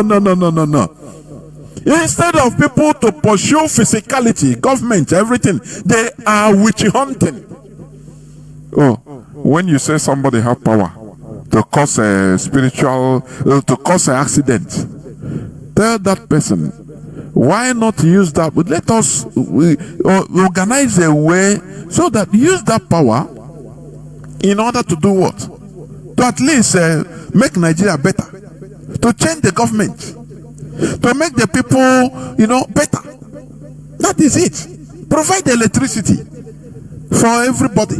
That is the power. That is the power we need. Not when hey, my village people, they don't come over. Hey, my village people.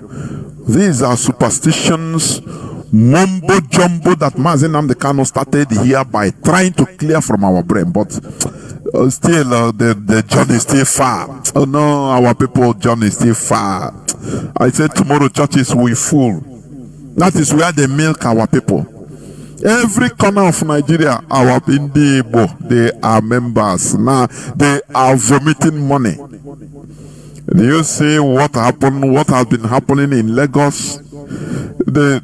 Some people, their pastors will use it to hold their members hold them hostage, that look, you have to give God, so that this type of thing that happened in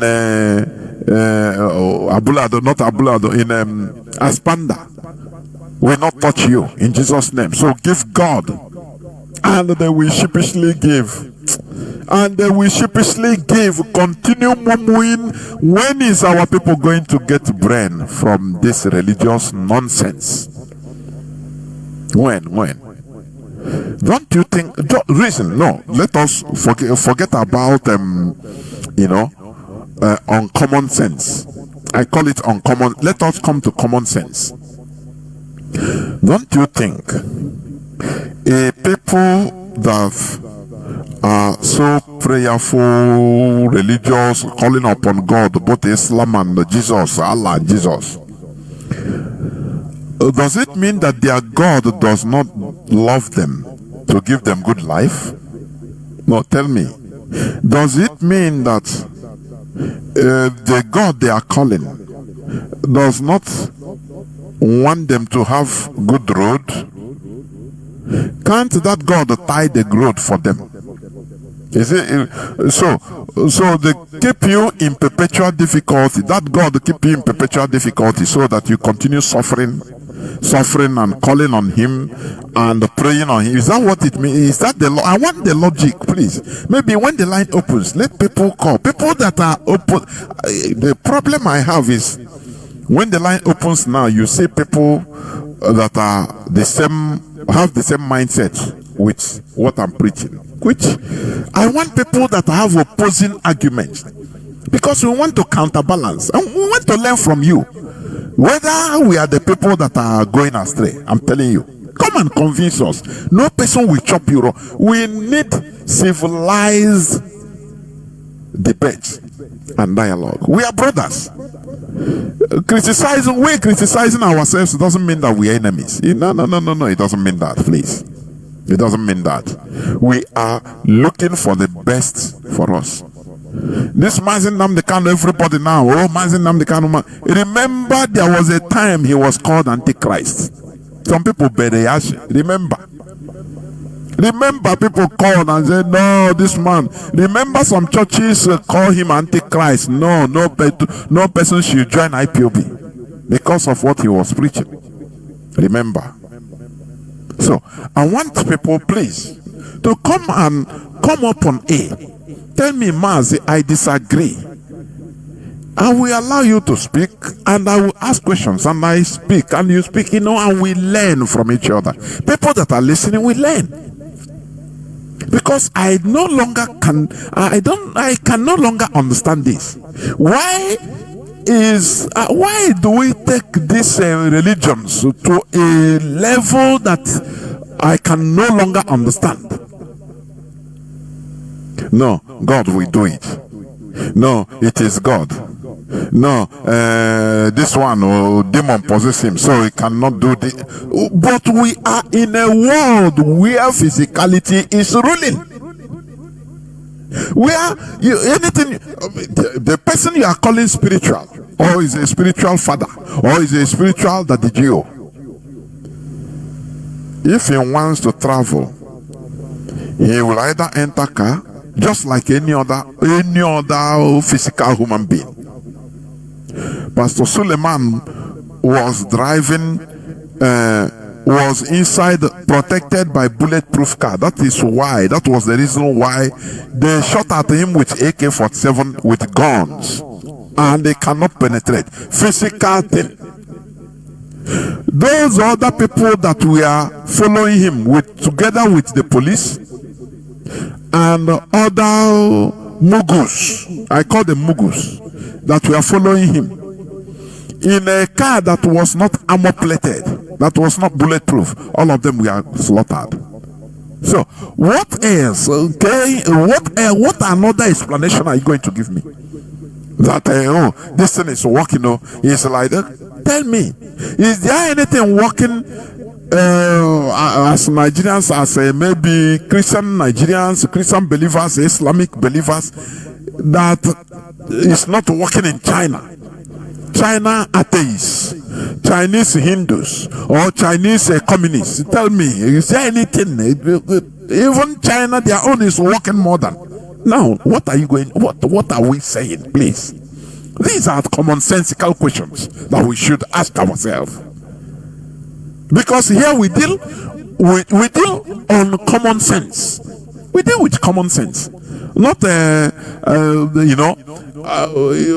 fictions and illusions and fantasies. No, fantasies are what you think. For me, I might start thinking that, I close eye, I start fantasizing.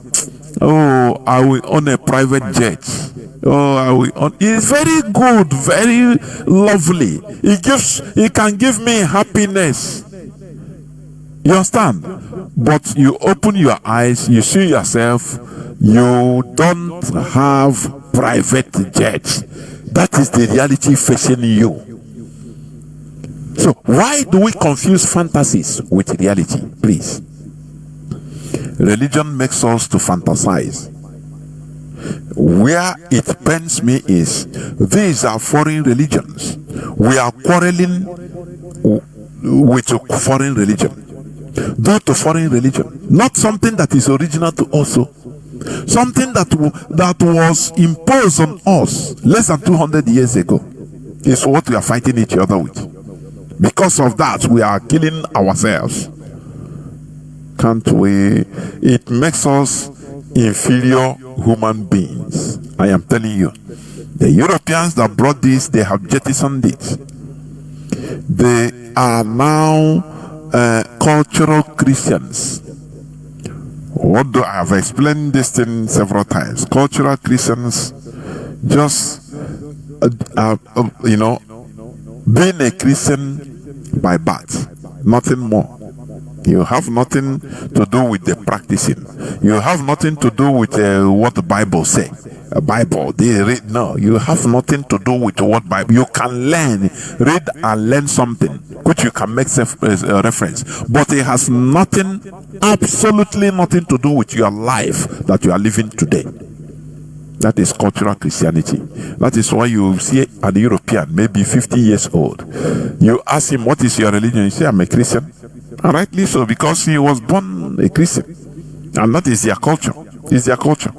But you tell him, what did Paul say in the book of Acts? He tell you, he will use F word on you. Say F you with Paul. I don't know who is Paul. He will tell you, I have not read the Bible since I was born. But he's a Christian. Because that is now his identity. He's a cultural Christian, not all these practicing Christian. You pray, you want to eat, you pray. You wake up from sleep, you pray. You're inside the car, you pray. Come on, man. All these things, you are just trying to fantasize and satisfy your fantasies. Satisfaction of your fantasies. That is the thing. Let me tell you, human being in itself, human being as a person, as an individual, you have power. You have psychic power. These are what people are confusing with religion. As a human being, you are created with a psychic power, which you can, if you develop it, you can. Without religion, you don't care. It's not about religion. No, it's about you. Once you develop it, you can, you can do something with it. That's why, if you start saying now, in your mind of minds, you accept in your pineal gland that, look, if I eat beans, I will sick. That's what you accept inside you. Any day you eat beans, you being sick. Because that is what you believe. It's what you are saying. It's not about religion. It's about your power. But the issue is this. Our people, many people now use this natural psychic power, which human beings have. Now, they position it, hide it, or it becomes hijacked by religion.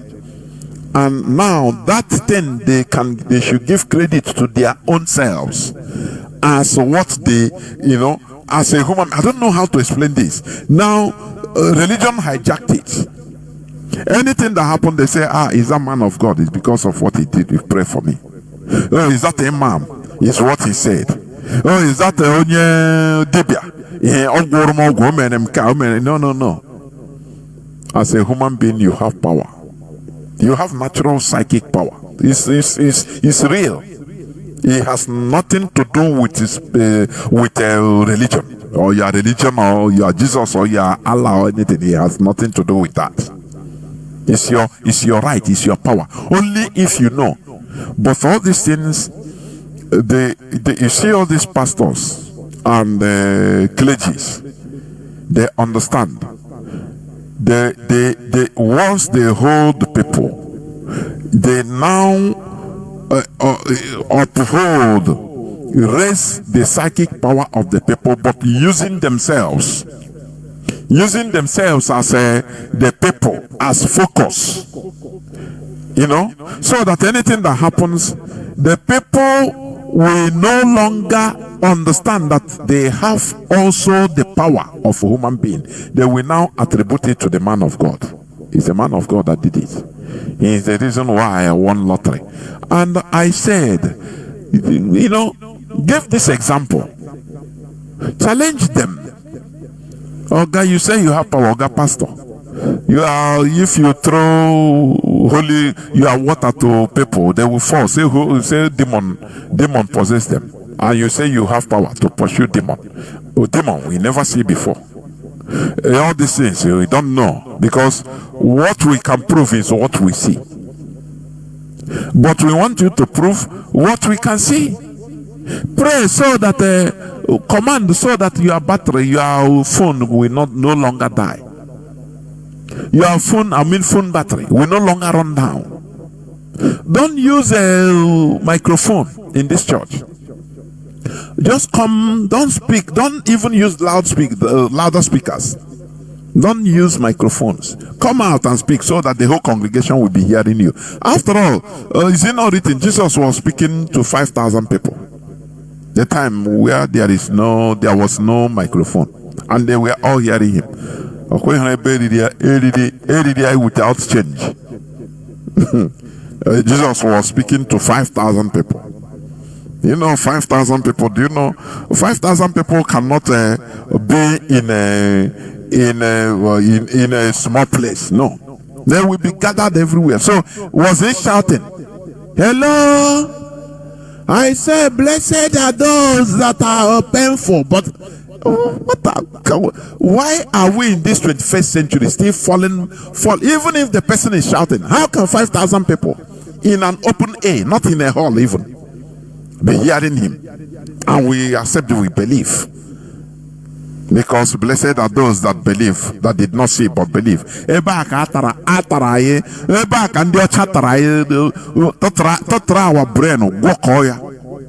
don't believe, but you see. You don't see, but believe. So anything they tell you, we don't need to see. We just believe. They came. They told us that this Awachi, he born a child in their country, and we believe. So you must believe. That is how you receive blessing, because you're a believer. Say no to believer. I am no more a believer. I am no more a believer. I'm a realist. That thing I know proof beyond reasonable doubt with facts and figures. No way. You come tell me this and that. No way. This is how we should be. Do you remember when Onyendo told our volunteers that time not to to remove this superstition of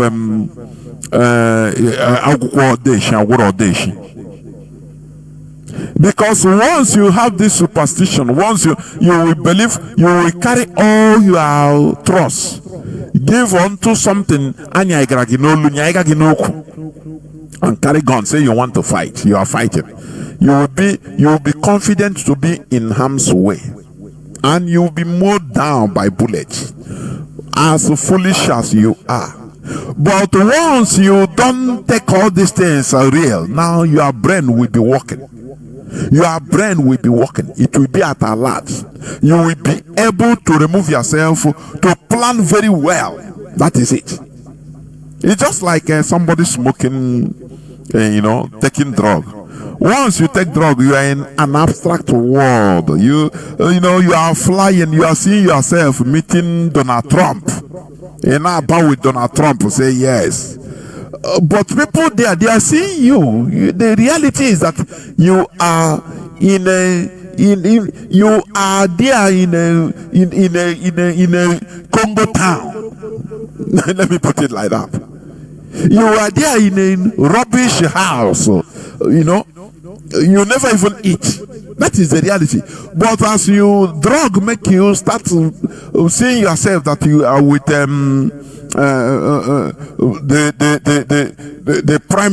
Tinubu, shaking hands with him, getting contract of 15 billion naira with him, and you are okay, because that is fantasies. That is what drug can cause. It's madness. Reality is different. So let us understand, be fully aware that religion is a political factor. Only for rallying people around, to rally people for a common purpose, nothing more. If you believe that what they are talking in that religion is real, the one Allah have power to heal you, this one have power. No, know that you are ignorant. You are completely ignorant.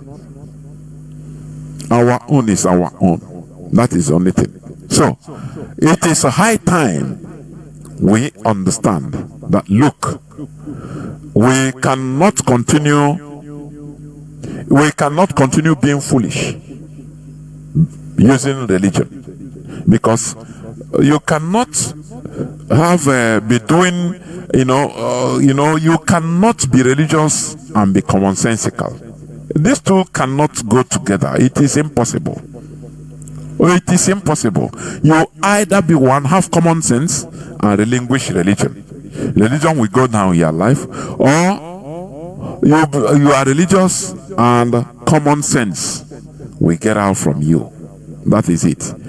Let me stop here, please, because I will like people to call in, as some people have been calling already. I don't know why they are not listening, but I will go into a few minutes break, so that when I come back, I will open the lines so that people will start calling in. Please do not go away. I'll be right back. Christianity and Islam by nature, they are bullies of African culture. It is expressed in their intolerance of other people who believe differently from who they are. So here's a simple example. If a Muslim walks into this village, the first object is to build a mosque and make everyone in that village a Muslim.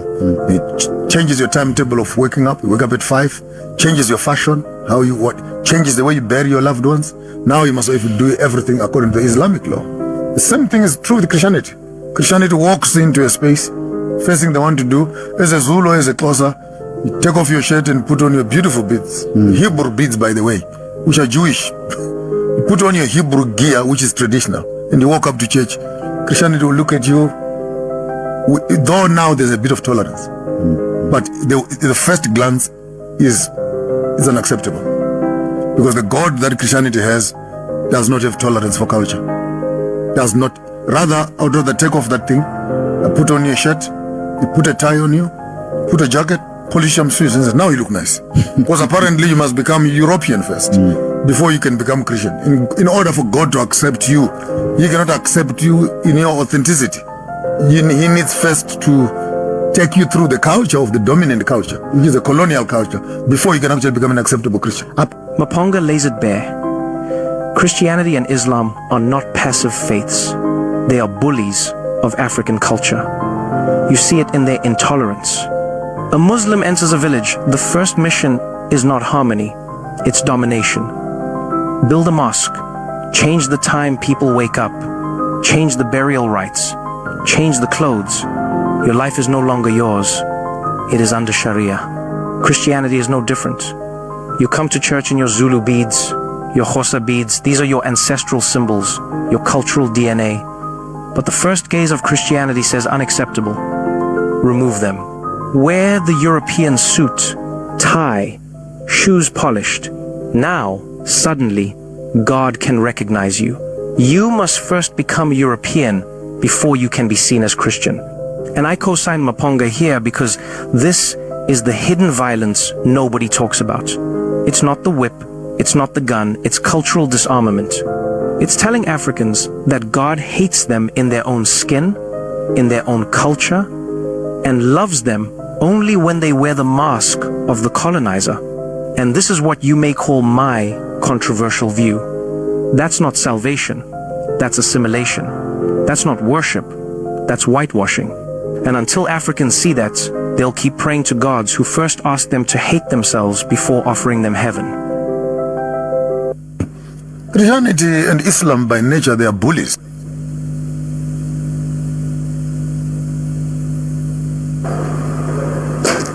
Well, some of us who recruited him into politics had a mission.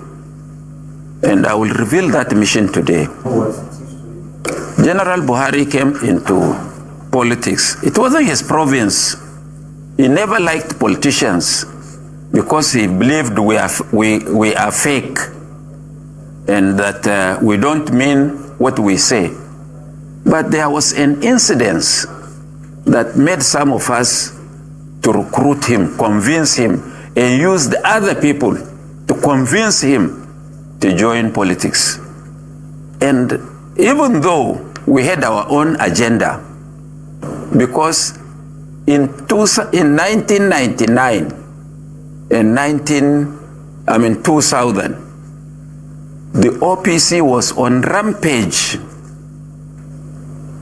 in some parts of the country, especially Southwest, and have inconvenienced a lot of people from this part of the country. And to the extent that they mobilized over 500 vehicles to come and invade Ilorin with the sole aim of uprooting what they called Fulani structures in Ilorin. And we felt that was too much. And Obasanjo was doing nothing. President Obasanjo was doing nothing. President Bola Tinubu, then governor of Lagos, was doing nothing. And some of us felt that those group of people were being encouraged by their leaders in position of authority. So how do we stop that? And I called a meeting in Kaduna at Alhaji Bashar Alhatu's house in a place called Unguan Kaji, directly opposite the house of General Ibrahim Badamasi Babangida. And some of those we invited included Alhaji Wadanas, Professor Yadudu, Bashir Alhatu himself, Alhaji Yahya Sulehama, and a host of others, about 34 of us. And we sat down to reason, how do we save our people from this OPC menace? So we said, I suggested that we have to, because you remove government through only two ways, the ballot of through the barrel of the gun and through the ballot box. And they said it was impossible to challenge General Obasanjo. That was how Buhari came to our mind. And when he was approached, he had a very unkind words for politicians. But since he didn't say he was not doing, we still pursued him. To cut long story short, we achieved our first purpose of putting a brake to what OPC was doing, because immediately Buhari joined partisan politics and we had a very big outing in Daura to initiate him into politics. The Obasanjo government became restive and was shaken to its bone marrow, and because those were some of his our thinking. So Obasanjo had to really checkmate the OPC. So for that reason, we have achieved our first purpose of bringing General Buhari into partisan politics. Welcome back. This is Radio Biafra Household Service coming to you through Radio Biafra London. My name remains Mazi Jonathan Chinedu from Alo province of Biafra Land, and we are here live and direct. Today is Saturday, being 4th day of October 2025. And we are live and direct. We spoke about different issues, but we must continue, as today is a day dedicated to discussions on religious matters. Notwithstanding, please, if you have a divergent opinion, please, you can call in when the lines are opening. But before that, please, I want us to know that, to remember that tomorrow being Sunday, we also is a day by 5 p.m. Biafra time that we always gather on Radio Biafra Live X Space in order to discuss issues concerning our regional affairs. Everybody is invited, both those for us and those against us. Please come, let us reason together on X Space. The handle is Radio Biafra Live.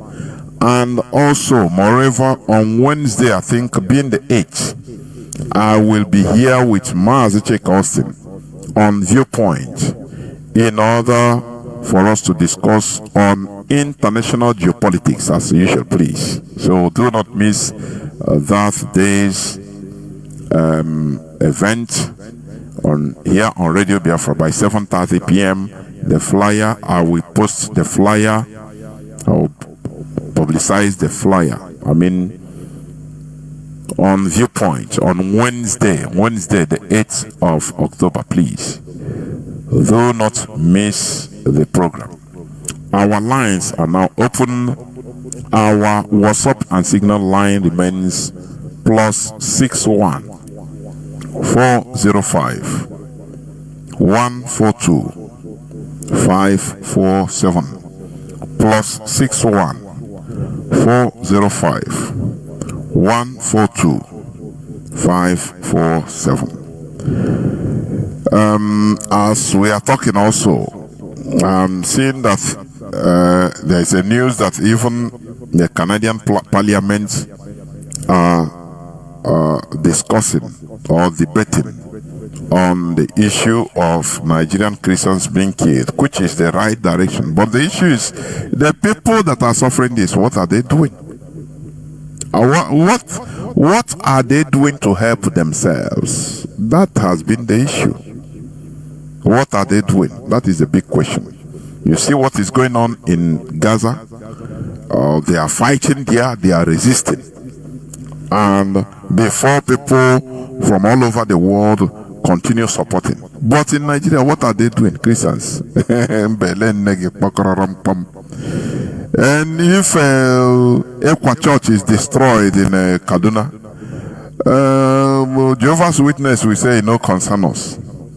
Catholic will say, no be our portion.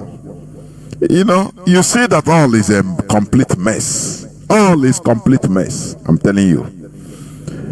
As I said, our WhatsApp and Signal line is open, which is +61 405 142 547. I repeat, +61 405 142 547. Caller on WhatsApp, please start by giving us your name and where you're calling from, if you may. Can you hear me? Mazi Jonathan, good evening. Can you hear me? Yes, the whole world is hearing you. Go on. All right. Thank you so much. This is the Mazi Ibeume Ichiezo Kubundo. Thank you so much, Mazi Jonathan, man. It's a huge job and a huge task that we've taken up to do for the land.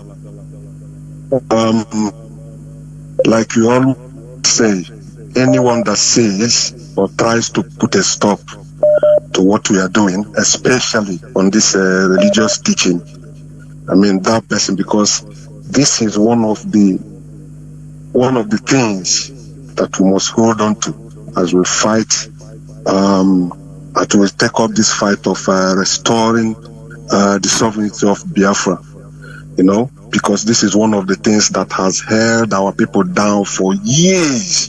That's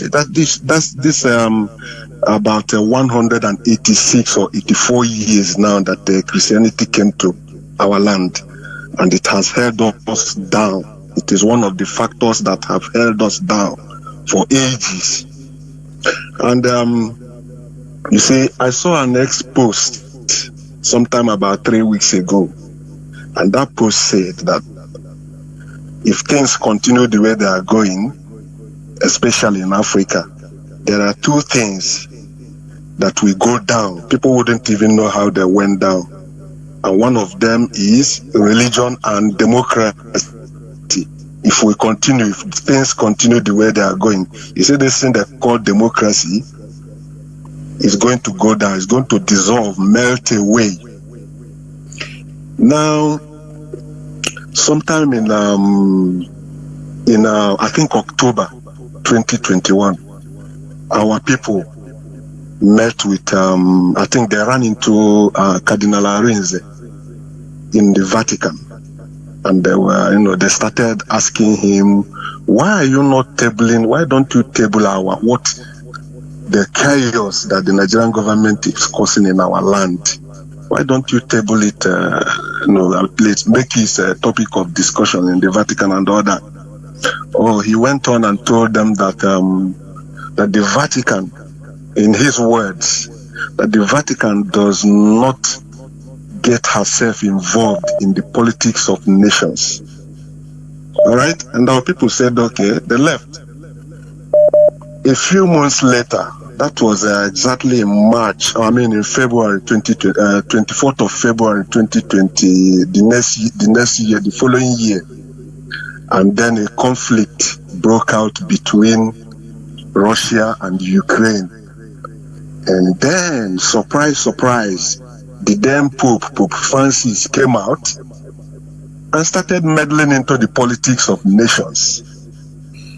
And this thing taught me a huge lesson. And that lesson is simply that this thing we call this Western religion, Christianity, is mainly a binding factor for Europeans, or let me say Caucasians, and also a means of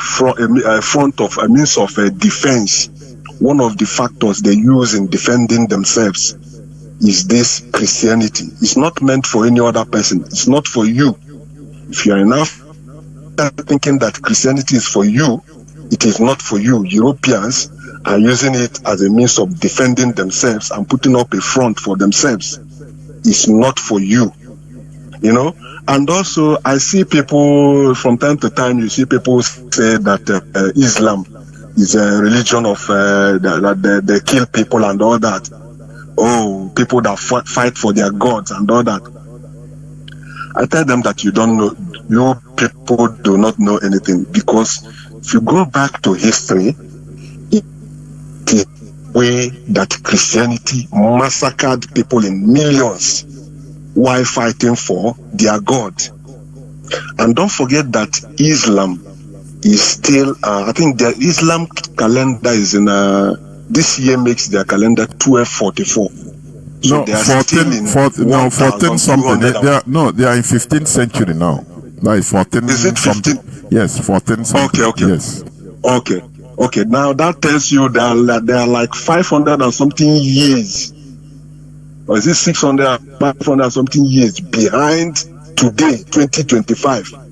So ndị aka ga-egbuto mmadụ egbuto, which means that they are still blind. Just call it, they are still blind. Aka ga-egbu mmadụ. If you say that they are killing people, they have not even started. And that is the same thing that Christianity did until up to years before they started, putting religion behind, start the religion behind. Just what they call the heretical era of England. I think that was the late 16th century. India, when the English during the period English monarchy severed herself from the Roman Catholic Church. Then we say Hana or heresy in England. When the Mado killed people through very, very, very cruel means. And they when they will be doing that, the crowd, they must make sure that crowds gather so that you get the fear of what would happen to you if you are caught being heretic, So all these people were burnt on stake and all that. Okay, just imagine for people that are saying that what is it? And not all this religion, especially religions that are visiting you, that they are not yours. Go back to the way we did our thing, our own spirituality. Ask yourself, how many people did we massacre spiritual ways of doing things? How many millions of people did we massacre through our spiritual ways of doing things? See, your voice have entered inside. I don't know why. Hello? Yes, it's okay. Yes, it's good now. Go on. Okay. You can remember what happened between the man Galileo and Pope Urban VIII. Simply that he, through scientific means, he discovered that the earth was spherical. But Pope Urban and his men, they got annoyed that this is what against the view of the Vatican, which is that the earth was flat. And what did they do? They ended up, that was in 1633, they ended up arresting him, putting him under house arrest. And I think he died, in about 7-9 years later, either in 1641 or 1642, something like that. So religion, especially foreign religions, have cost us a whole lot. And finally, the man, most of us would know him, called Publius Ovidius. Popularly, people call him Ovid, who lived between 43 BC and 17 AD. A Roman poet. He wrote in his book, that book is, the title of that book is, I think, Sacrifices. He wrote that God, who is the most beautiful being, cannot be influenced by prayers or sacrifices, and has no wish to be worshipped by humans, but can be reached by a spiritual procedure involving nous. Nous is, I think, is a Latin word, and nous means intellect. I continue. Because he himself is pure nous, and nous is the greatest faculty of humankind. End of quote. So what this is saying is that God that you are praying to and hitting your head on the floor every day, sometimes you are giving brooms to sweep your enemies away and all that, that God that you are praying to is what? Intellect. What can you create with your head? That is the God in you. Thank you, Mazi Jonathan. Nobody is going to stop us. Thank you. As I used to say, this is the era of African enlightenment, and nothing can stop it. It is on the air. So it's too late to stop it. Just like this quest for the restoration of Biafra. The time has come. It doesn't matter how long it takes. it is unstoppable. It doesn't matter whatever they do, our enemies do. So, this mental caging, the time has come for us to liberate ourselves, and that is it. Caller on signal. Let me see. Caller on signal. Yes. Can you hear me? Yes, I can hear you very clear, Mazi. There we go. You are calling. I don't normally pick unknown, but I just see. Please go on. Please introduce yourself, please. You have said this before, and I don't know why it's coming out like that. Yes, it's unknown. A private number. Go on. No. I don't know why. Go on. Okay. Thank you very much. And last caller, I thank you. Mazi is not a small child play, is what we are playing. And what we are playing here is to correct the narratives of what they caused us to. Because we have been saying it, and some people think we are joking. But we are not joking. We mean what we come to do. You know, because what happens on us. You know, we are the people that bears the pain. And we are here changing it. So we must correct it straight. You know, Mazi, there is a question I would like to. Did you know what our tradition is doing in our land? What for? I want to, because I'm going to the one you are talking about, how they hypnotize our people, how they are using things, going spirit and this, talking about it. You know, if somebody disagree with you, should come up. So I want to ask you some questions. Do you know what we are doing in our tradition? I don't understand. What do you mean? What we are doing in our tradition? Yes, what our tradition is protecting us about. No, our tradition, our way of life is our way of life. It protects us, we protect it. It's our way of life. The same way an English person, Europeans have their tradition. That is, you call it now religion. Because the word religion came into existence in the 16th century. That was the first time. Before, it was people were known, what we call religion today is people's way of life. That is the thing. Once they see you, they know that a Jew, he have his own way of life. Like let me tell us something. The Japan, their religion today that is called Shinto religion, that has also Buddhism, mixed up with Buddhism, but is Shinto. This word Shinto was named after the Europeans came to them, bringing their own religion. So before their religion, they didn't have any name for their religion. They call it their way of life, as we call Ordinala. It's the same thing. This exactly the same way with the Japanese. It don't have a name. They just call it. It's our way of life. It's our system. It's our Ordinala. So, but there's now so that the Europeans they have their own way of life. They organize. It was organized, and it is called religion. That is when we started putting out this name Shinto, and today it is called Shinto religion. You understand? So there is we protect our way of life. Our way of life protect. It is our thing now. Both the soup we eat is part of our tradition.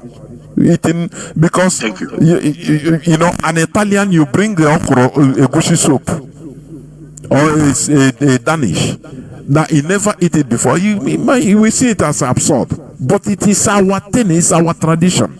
Mazi, go on, please. Thank you. Thank you very much. You know, Mazi, our tradition, as you said, it is our way. We have way of being child. We have our own way of meeting our women. We have our own way of circumcising our children. All these things is our tradition. We have our own way of doing our burial. You know?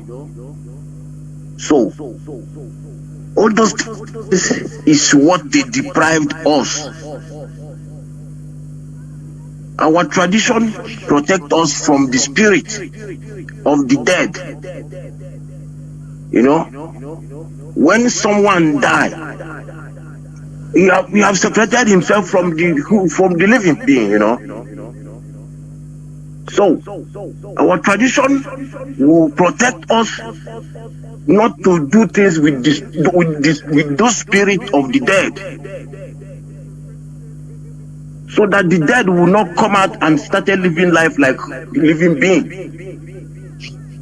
So that is what our tradition is teaching, doing to us. You know? Because when somebody dies, he have separated himself from the living.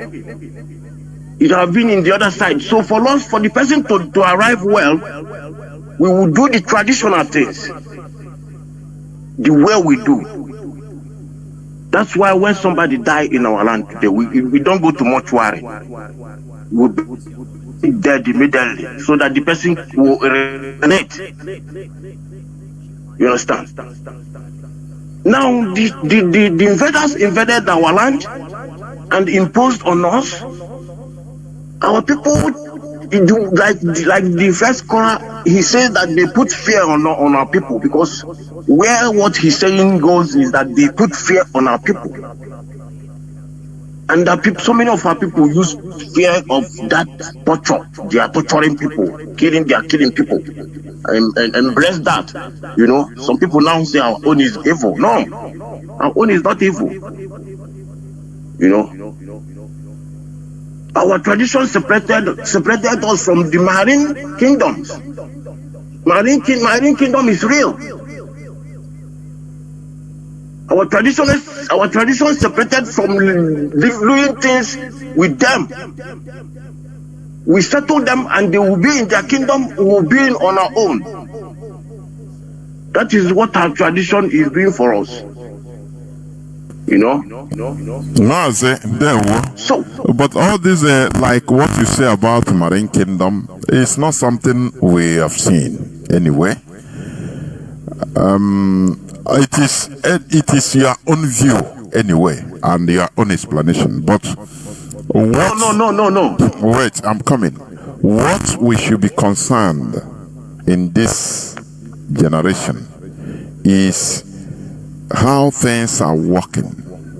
We are seeing how things are working physically, how things are done. Things are working. So when we start talking about, which means you are following their lies. No, listen. Because we can't follow them. We can't follow them with their lies. We need to go back all those things that they disconnected from us. Is what we are going back to connect it back. Let me tell you something. We don't need anything they need to live life. No. Let me tell you something. We have our own product. They have their own product, but they are imposing their product on us. Let me say something here. You know, I've made this analogy some time ago. There are some things that maybe it was working maybe 200, 300 years ago, but it's now outdated. We need to come to terms with that. That is for sure. You cannot go back to, you know, for example, let me give this example. Maybe, let me say, my grandfather, for example, started building a house It's an example I'm giving. It's not real. For example, my grandfather started building a house maybe in 1810. The model of the house, or my great grandfather was building a house in 1810, and unfortunately, he couldn't finish it. Even my father maybe couldn't finish it when he grew up. And in this 21st century, I, being the great grandson, they left their moribund.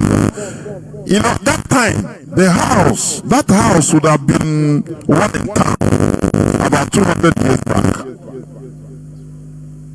It would have been one in town, it would have been the latest. But after 200 years, when, as a great grandchild, wants to maybe continue refurbishing or building the house, I will look at it. If you continue building it like that, you will be a laughing stock of the century of everybody. You have to restart it afresh, bring it down now, do the model that is going on today. That is my point. There's no way we can continue, for example, before, where our tradition was destroyed by the colonial masters. I don't know this noise, but let me continue. You see that time. We are hearing you. Okay. You see that time, things were different. Our people were living in bushes, for example. People were maybe slippers or nothing. So things were different. You don't expect me, if I say go back to our bush now, you expect me now to go back to start living inside the bush or making the same thing, exactly the same, which means we are not even smart. We must do something according to the need of the age and the time. That is the thing. What is working today? You cannot refer maybe 200 years back, 300 years back, what they were doing that time. So you must go back to be that time. That is the mistake our people are making. Say, okay, you sacrifice, you must be the shrine. And that is not what is not attracting our people. For example, you set up a shrine or a temple in our land. As it was before, you kill a goat, for example. People that are doing all these sacrifices, you kill goat, put everywhere, become better. You don't expect that to be today, and you expect people to follow it like that. Make things clean, at least modify things, let it be attractive, package it. That is how the world is. But if you say no, it must be as it was 1,000 years back, which means you are not progressing. You are not even doing good today to our tradition. Because had it been even without the European interruption in our tradition, we would have modified it by ourselves. Our people, as time goes on, we will have modified it according to the time. You understand? You are talking good, but it's now that we are now understand everything we will do such. Because if we hide it that way, people will think you are doing nothing there. You understand me? But as it's open, everybody has seen what you are doing. It's open, it's animal we are used, and it's our own animal, not anybody animal. Our ancestors keep everything for us. And that is what you tell us to be using. You see invaders, what invaders brought in our land deprived our people a lot of things. And we are back here, as we continue saying it, we have come to possess our possession. Nobody born of a woman can it. Nobody. They never born the person. So what they deprived us, they deprived our people to know the things they're supposed to know. That our own way we used to govern ourselves. We see our right is what we are looking for. because they destroyed it. That is where they're supposed to start. But they copied from there and go and build what we don't. So what those things that our tradition are protecting us from is what they come and open doors for those things to come and enter people. That's why manipulation, projections, the kind hypnotization is in our land now is too much. Do you understand me? It's like that. Then what, Mazi? Please let me take another call. What caused it? Excuse me. What caused it is because we are not burying our dead the way we're supposed to bury it. Some people will die in accident and they bury them just like that, no tradition, everybody will go. The person will now surface another town and marry child and born child and take the child home. As soon as they arrive at their junction, he will be pointing their family and tell them to go there, that he wants to go and buy something. From there, you don't see him again. This thing is happening in our land. So that is what the invaders caused to us. We living beings don't supposed to have anything to do with spirit. You understand me?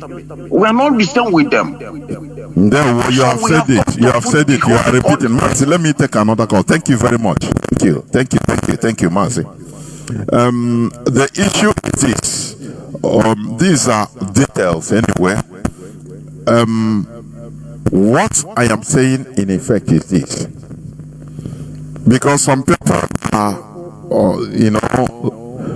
trying to misinterpret what we preach. When we talk about going back to our root, they say, no, you are going to go back to wearing slippers or wearing nothing or living inside the bush. And I ask people,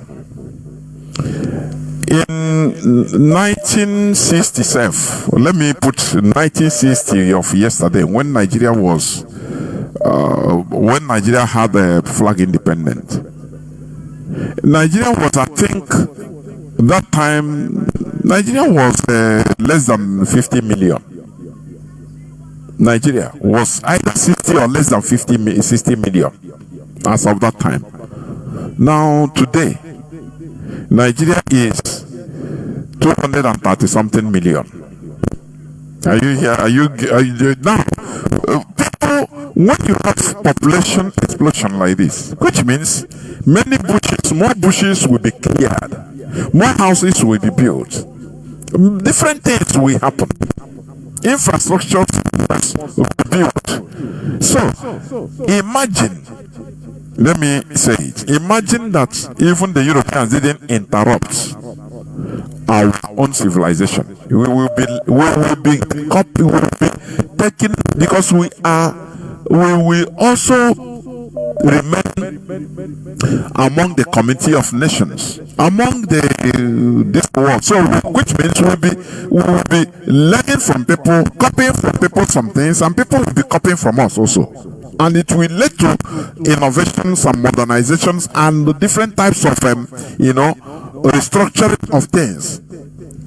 There are many things the Europeans learn from Africa, from all over the world. And there are many things also we should learn from them, we should get from them. That is how humans work.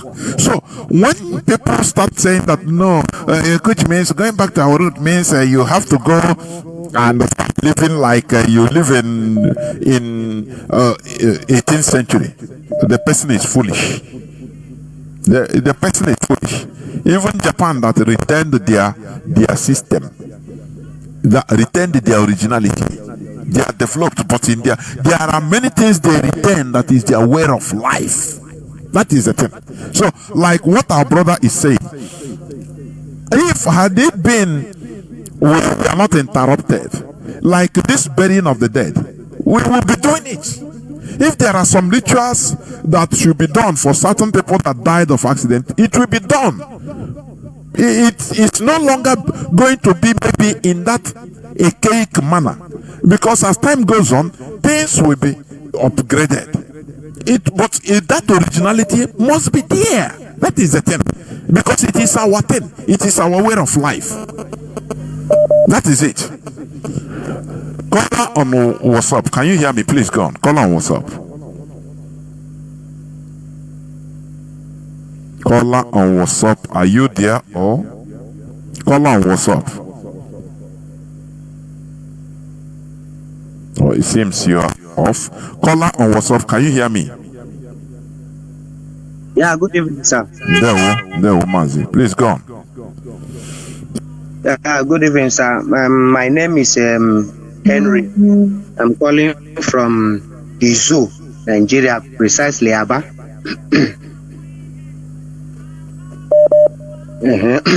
So, I'm from Akwa Ibom State, Ibibio by tribe. So, I want to contribute to this religious matter, because this religious matter has really done a lot to our life that really provoked me severally, many times. Currently now, I'm a keyboardist here in Aba. I'm playing for Redeemed Christian Church of God here. So something happened here just of recent. Thief came to the church and they cut away with some church properties like power amp and mixer. So the pastor came and we discovered that the things they have stolen many things. So I told the pastor, sir, I'm not really comfortable in praying. All this prayer, something we start praying what we don't even know that whether if it will come to pass. That I will carry this the sand of these criminal legs to my village and do something in my own way so that I can discover this thing. The pastor do as if he doesn't hear. The next thing he told me, give me, I will go and let me pray for the thief to come back. I was so shocked. Say prayer. I was so confused because I believe there is nothing you can pray. Okay, it doesn't mean that God himself doesn't have the power to strike those thieves when they broke inside church. Or does it mean that it is prayer that will make the thief to bring those things back? So this thing really makes me feel so bad about this the level of Christianity in this particular zoo, Nigeria in particular. Because me now currently I go to church to play the keyboard and collect my money. You don't joke with my money because I know we are doing business here. So they pay you, Mazi. So they pay you. They pay you. You are not working it for God to bless you, right? I'm not. After playing for God, I will come back and drink breeze. You are wise. I will come back and be drinking breeze.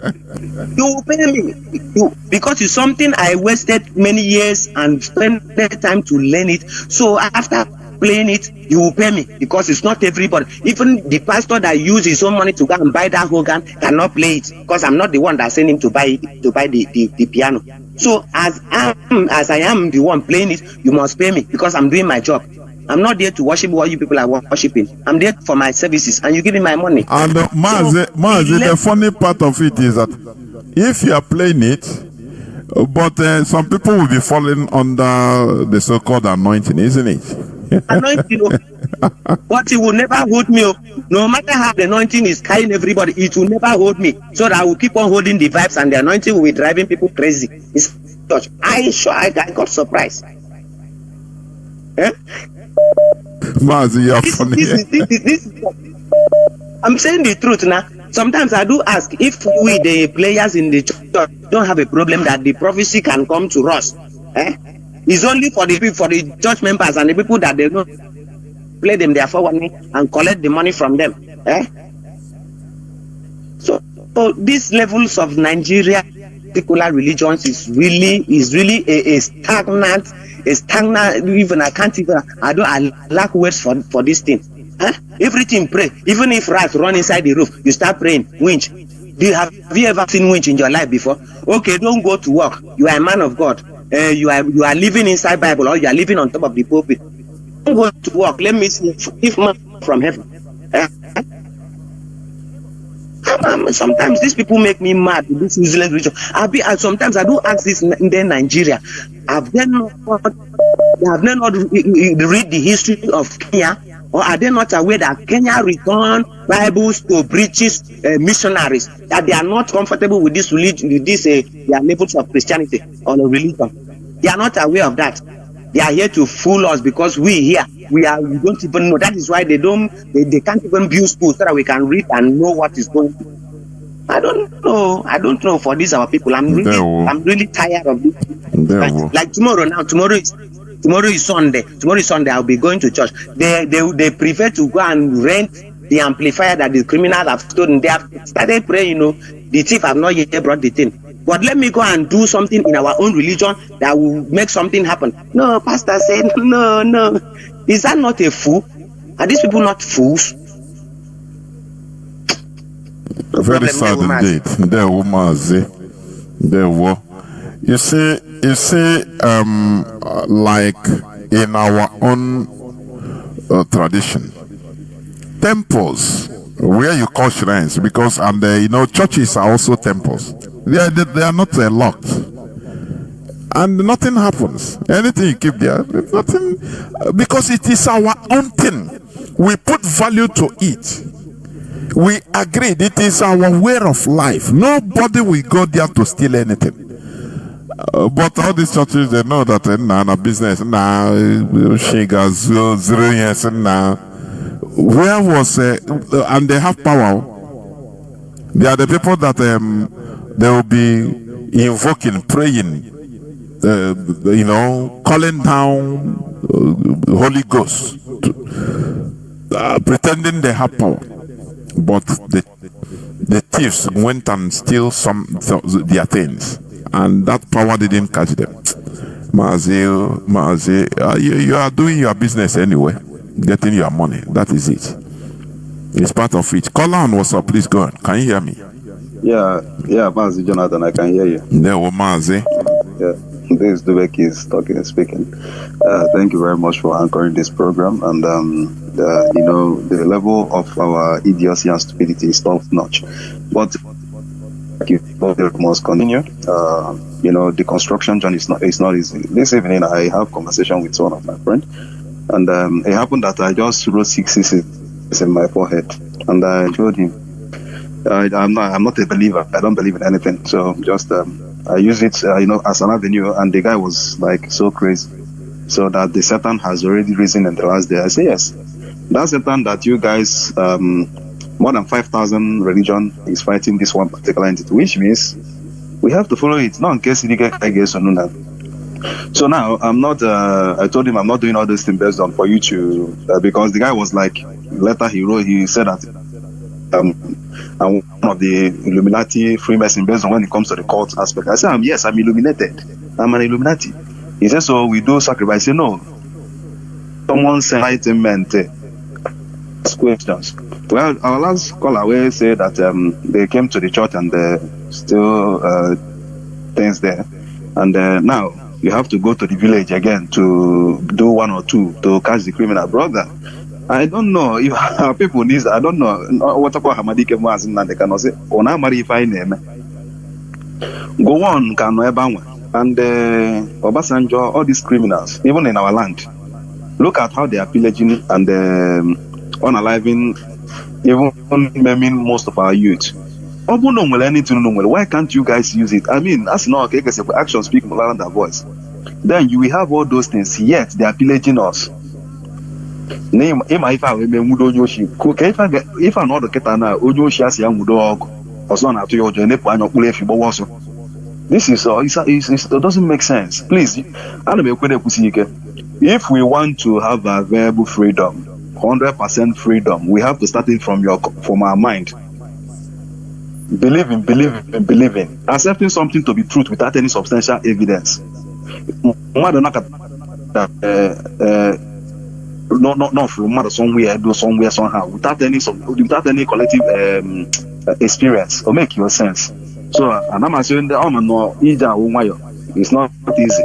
So and Mazi Jonathan, honestly, I envy your energy. You see, although easy, they follow you. I'm 101% of your fan. We must keep on preaching. Even in the TikTok, I used to engage people there. I tell my people, make una wake up. as you are believing, make sure that this belief is for our own betterment, not based on your own personal interest. Because when it comes to your personal interest, it doesn't make sense. It doesn't count.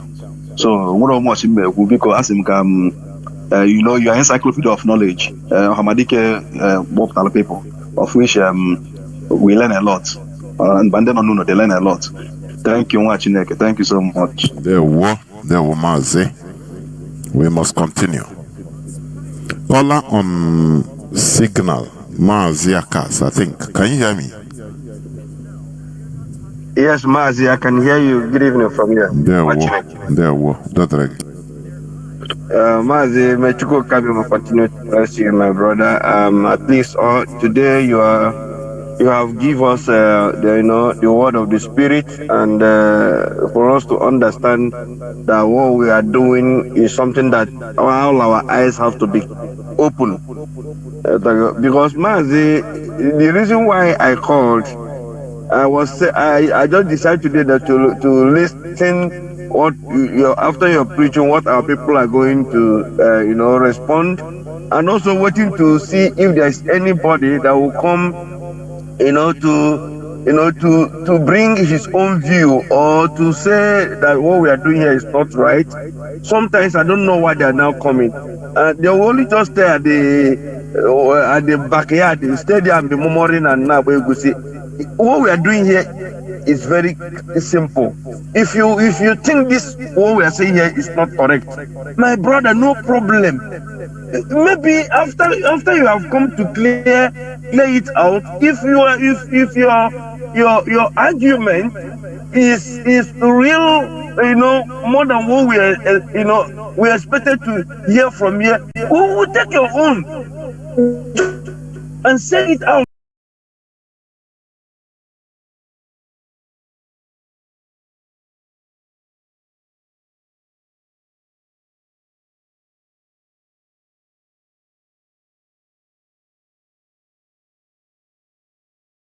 Not just that,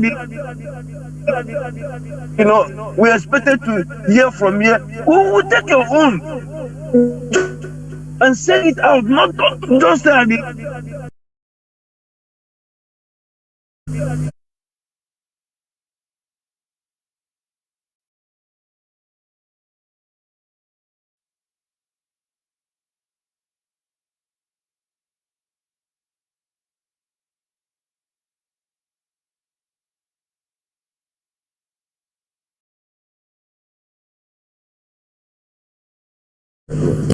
Okay, this our brother that called from Aba that is playing keyboard in the church. The guy is a businessman. He knows what he's doing. Of course, no. His brain is intact. And this is how anybody who is going to this church, this is the type of mindset you must have. That he and then remember a business. You don't do that. You this like again, you know what you just don't understand the brain. They will use your brain and if you don't understand everything, the one that pains me much is that these people will start if they collect offering from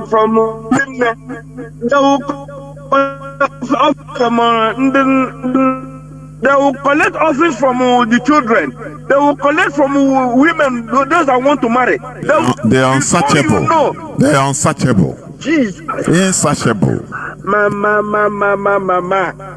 Before you realize every dam that you took from your house, some even they borrow money from inside church there, Kahagani offering.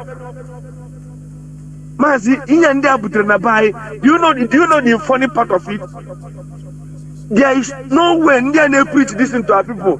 Hey, maybe telling our people now, India putting our people, do you know how many people they killed to enforce this in the book to us?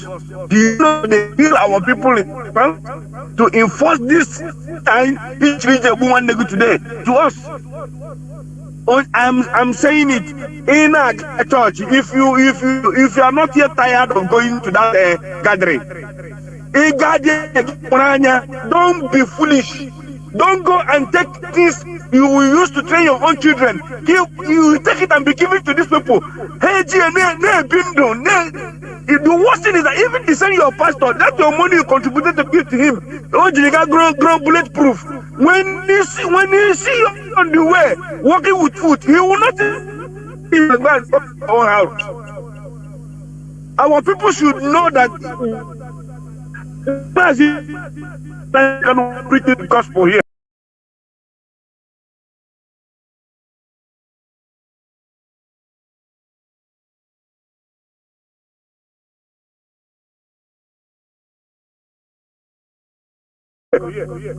Some of our people cannot preach the gospel here. Some of our people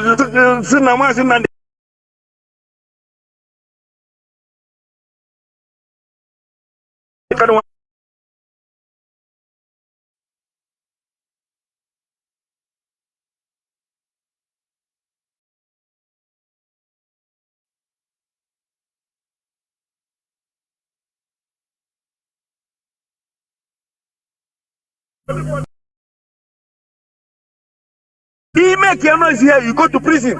You put a news of the Bible here, don't anyhow. The police will capture you. Even the same police that is arresting you is a Christian. Man, did you know? He's a Christian in there. Of course. He's a Christian. He will arrest you and go and put you in the prison because you don't come a place. Man, go to our place. Any street of English church in Germany, in the Bay area. We keep on this gospel. We keep on educating our people because it will help us when Biafra come.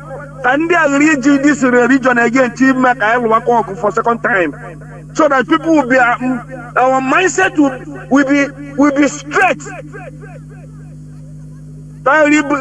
Some people say or good religion when Biafra come. Mazi Jonathan, bless you.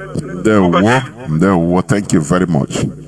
That is why we are sanitizing our brains, the brains of our people, going into that place that is people feel that it is banned not to go. That places, we are tactical in order to expose, to make people understand that look, that place you can go there. There is nothing there. It's just fear. They use fear factor to hold us hostage. Caller on WhatsApp, please go on. I think you are going to be the last caller. Go on, please. Mazi Chinedu, Jonathan. There.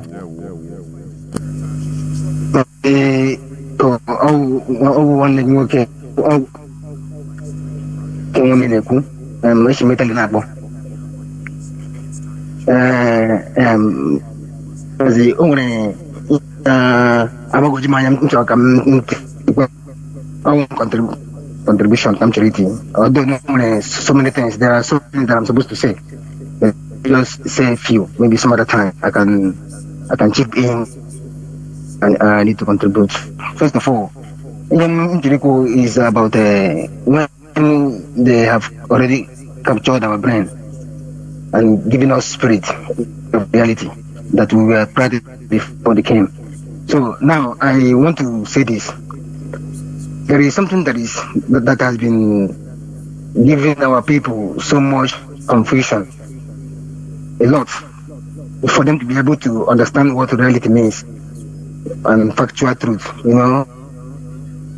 And this is very difficult because when you are trying to tell somebody to come out of a religious system or beliefful system, believing, chasing shadows and spirits, things that doesn't exist, you have to try to give the person something else to be able to follow you up, of which this is what is going on in our land, because we have this cultural and traditional chaos, like you said the other time. It is going on right now. Everybody is doing whatever they think. Many people practice whatever they think, and they call it tradition and our culture, which are all folklores, and which are all things that human beings put in place. Our forefathers, people that lived before us, which are still us. These are the things that they put in place, how they understood life as at then, which they have lived and passed away. Now it is our time to make things the way we should make it, to be able to live and be able to live well as human beings. Because now we are questioning everything without favor, without fame, without fear of anything. We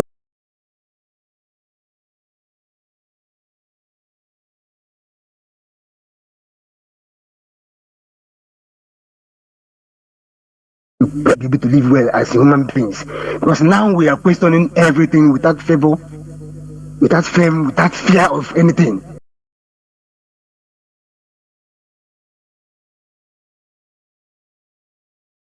We without fear of anything. We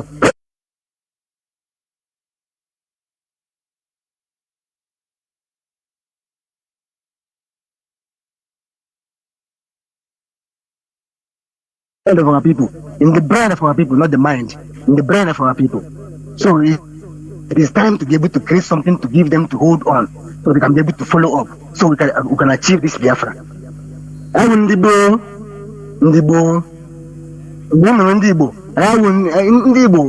it's not the people. It's really Ndibo, the ancient people, the ancient, the people that have lived for long. Man, they have a lot to say. But it's just that our people have been so much foolish. We need to amend our tradition. We need to amend it, edit it, to be able to live as a people, so that we can live and stop being stupid, saying that we are Nala. There are many things that are frustrating us, and we are still following them. Although we are suffering, our people are suffering. Even Mandosu, and Nanyosu, one day work against us. Stupid people, foolish people everywhere. This always you. I have a lot to say, but it's just that I just want you to help to analyze and summarize this. Let's be able to create something. At least our thinking times them. They will come around and sit down on the table and let's create our own way of life. They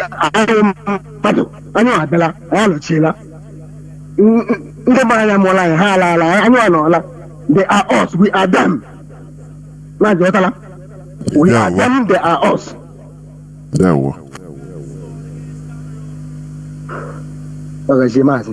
we thank you very much, Dodrege. And this is where I'm going to switch off the phones. Biafrans and lovers of freedom, what we are doing here is one of the, if not the most important thing, clearing our brain, sanitizing our brain. You know, when you want to plant crops, you don't just go there, go to the bush and just plant it. No, you have to clear the bushes, clear the bush, and you know, gather clear the bush one place. If it needs burning, you burn. You know, prepare the land for the crop to come. That is what we are doing. If we don't do this, we are going to do it the hard way. Even if Biafra comes, I'm telling you, it is going to be the hard way. Remember, Mazi Jonathan Chinedu said something that, look, the people that fought our flag independence in Africa, they made a fundamental mistake, not to accompany that physical fight for independence with the mental teachings and the educations and awareness that it required. And that is why they said, no, let us get our country first. And they got their country. Everything was in a mess, or is still in a mess. Are you getting it? So this is why we are thorough. IPOB is thorough. That is why we are educating ourselves. We are trying to sanitize ourselves. All those places they say no, it seems before it was a no-go area. Today we can go there and ask questions, as our brothers say, we question everything. Mazi Nnamdi Kanu said it. He said, question everything. We are in an era of critical thinking, subjecting everything to the author of reason. Oh, this is not the era of belief. No. Belief to your detriment. Belief is accepting that something is true without with no facts, with no proof. So we are in an era. Any person that tells you that blessed are those that did not see but believe, you tell him that you are mad. I am not a believer. I see before believing. I study, I analyze and investigate before conclusion. Not being blind or believing blindly. No. It's not like that. So, this time around, we are in an era of enlightenment. If you fail to grab it, which means you are doing yourself bad, you are denying yourself of this enlightenment that is on the air. That is it. So, Biafra remains our religion. Biafra remains our ideology, and we must continue in making sure that this message of deliverance, physical and mental emancipation, continues. And remember, Mazi Nnamdi Kanu, he is there, he is the figure of our movement. Therefore, we must continue. Join us tomorrow on X Space, Radio Biafra Live, one word. Thank you for listening. We must never stop, because if we stop, which means the one we did becomes rubbish. That is what we should understand.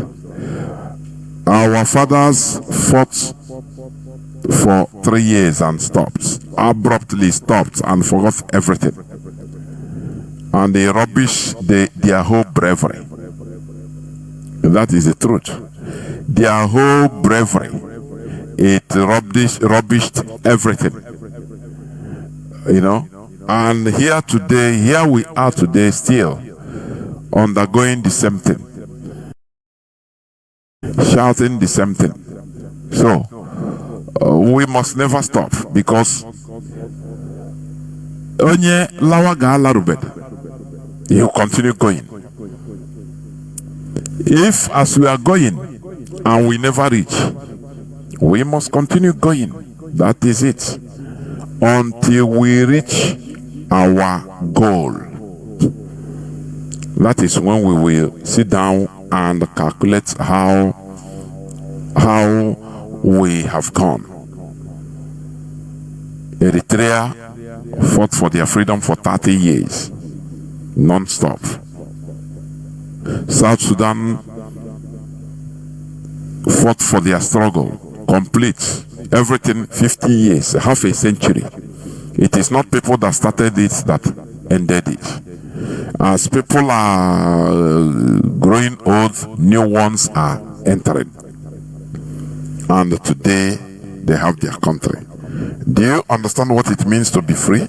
To have your own country, to be able to see that, look, we have Biafra, at least. We have our own country. We no longer, any person, any of our political elite is no longer going to go to the Fulani Caliphate to pay obeisance. Do you understand what it means? People to share who first. Man, that yes, you can come out to talk against, to criticize your president without being shot and killed. That you can come out and say something and do something and to attract the attention of your government, which you cannot do under the Nigerian system. Do you know what it means? This is what we are fighting for.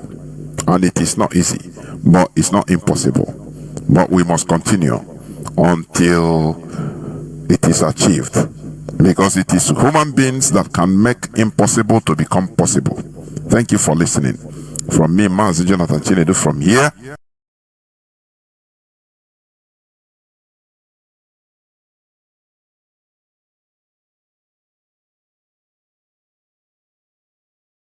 It is beings that can make impossible to become possible. Thank you for listening. From me, Mazi Jonathan Chinedu, from here.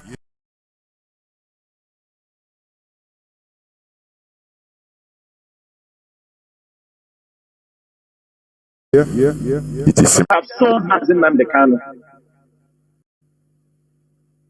Nobody asked, where is Mazi Nnamdi Kanu? Where is he in Kenya?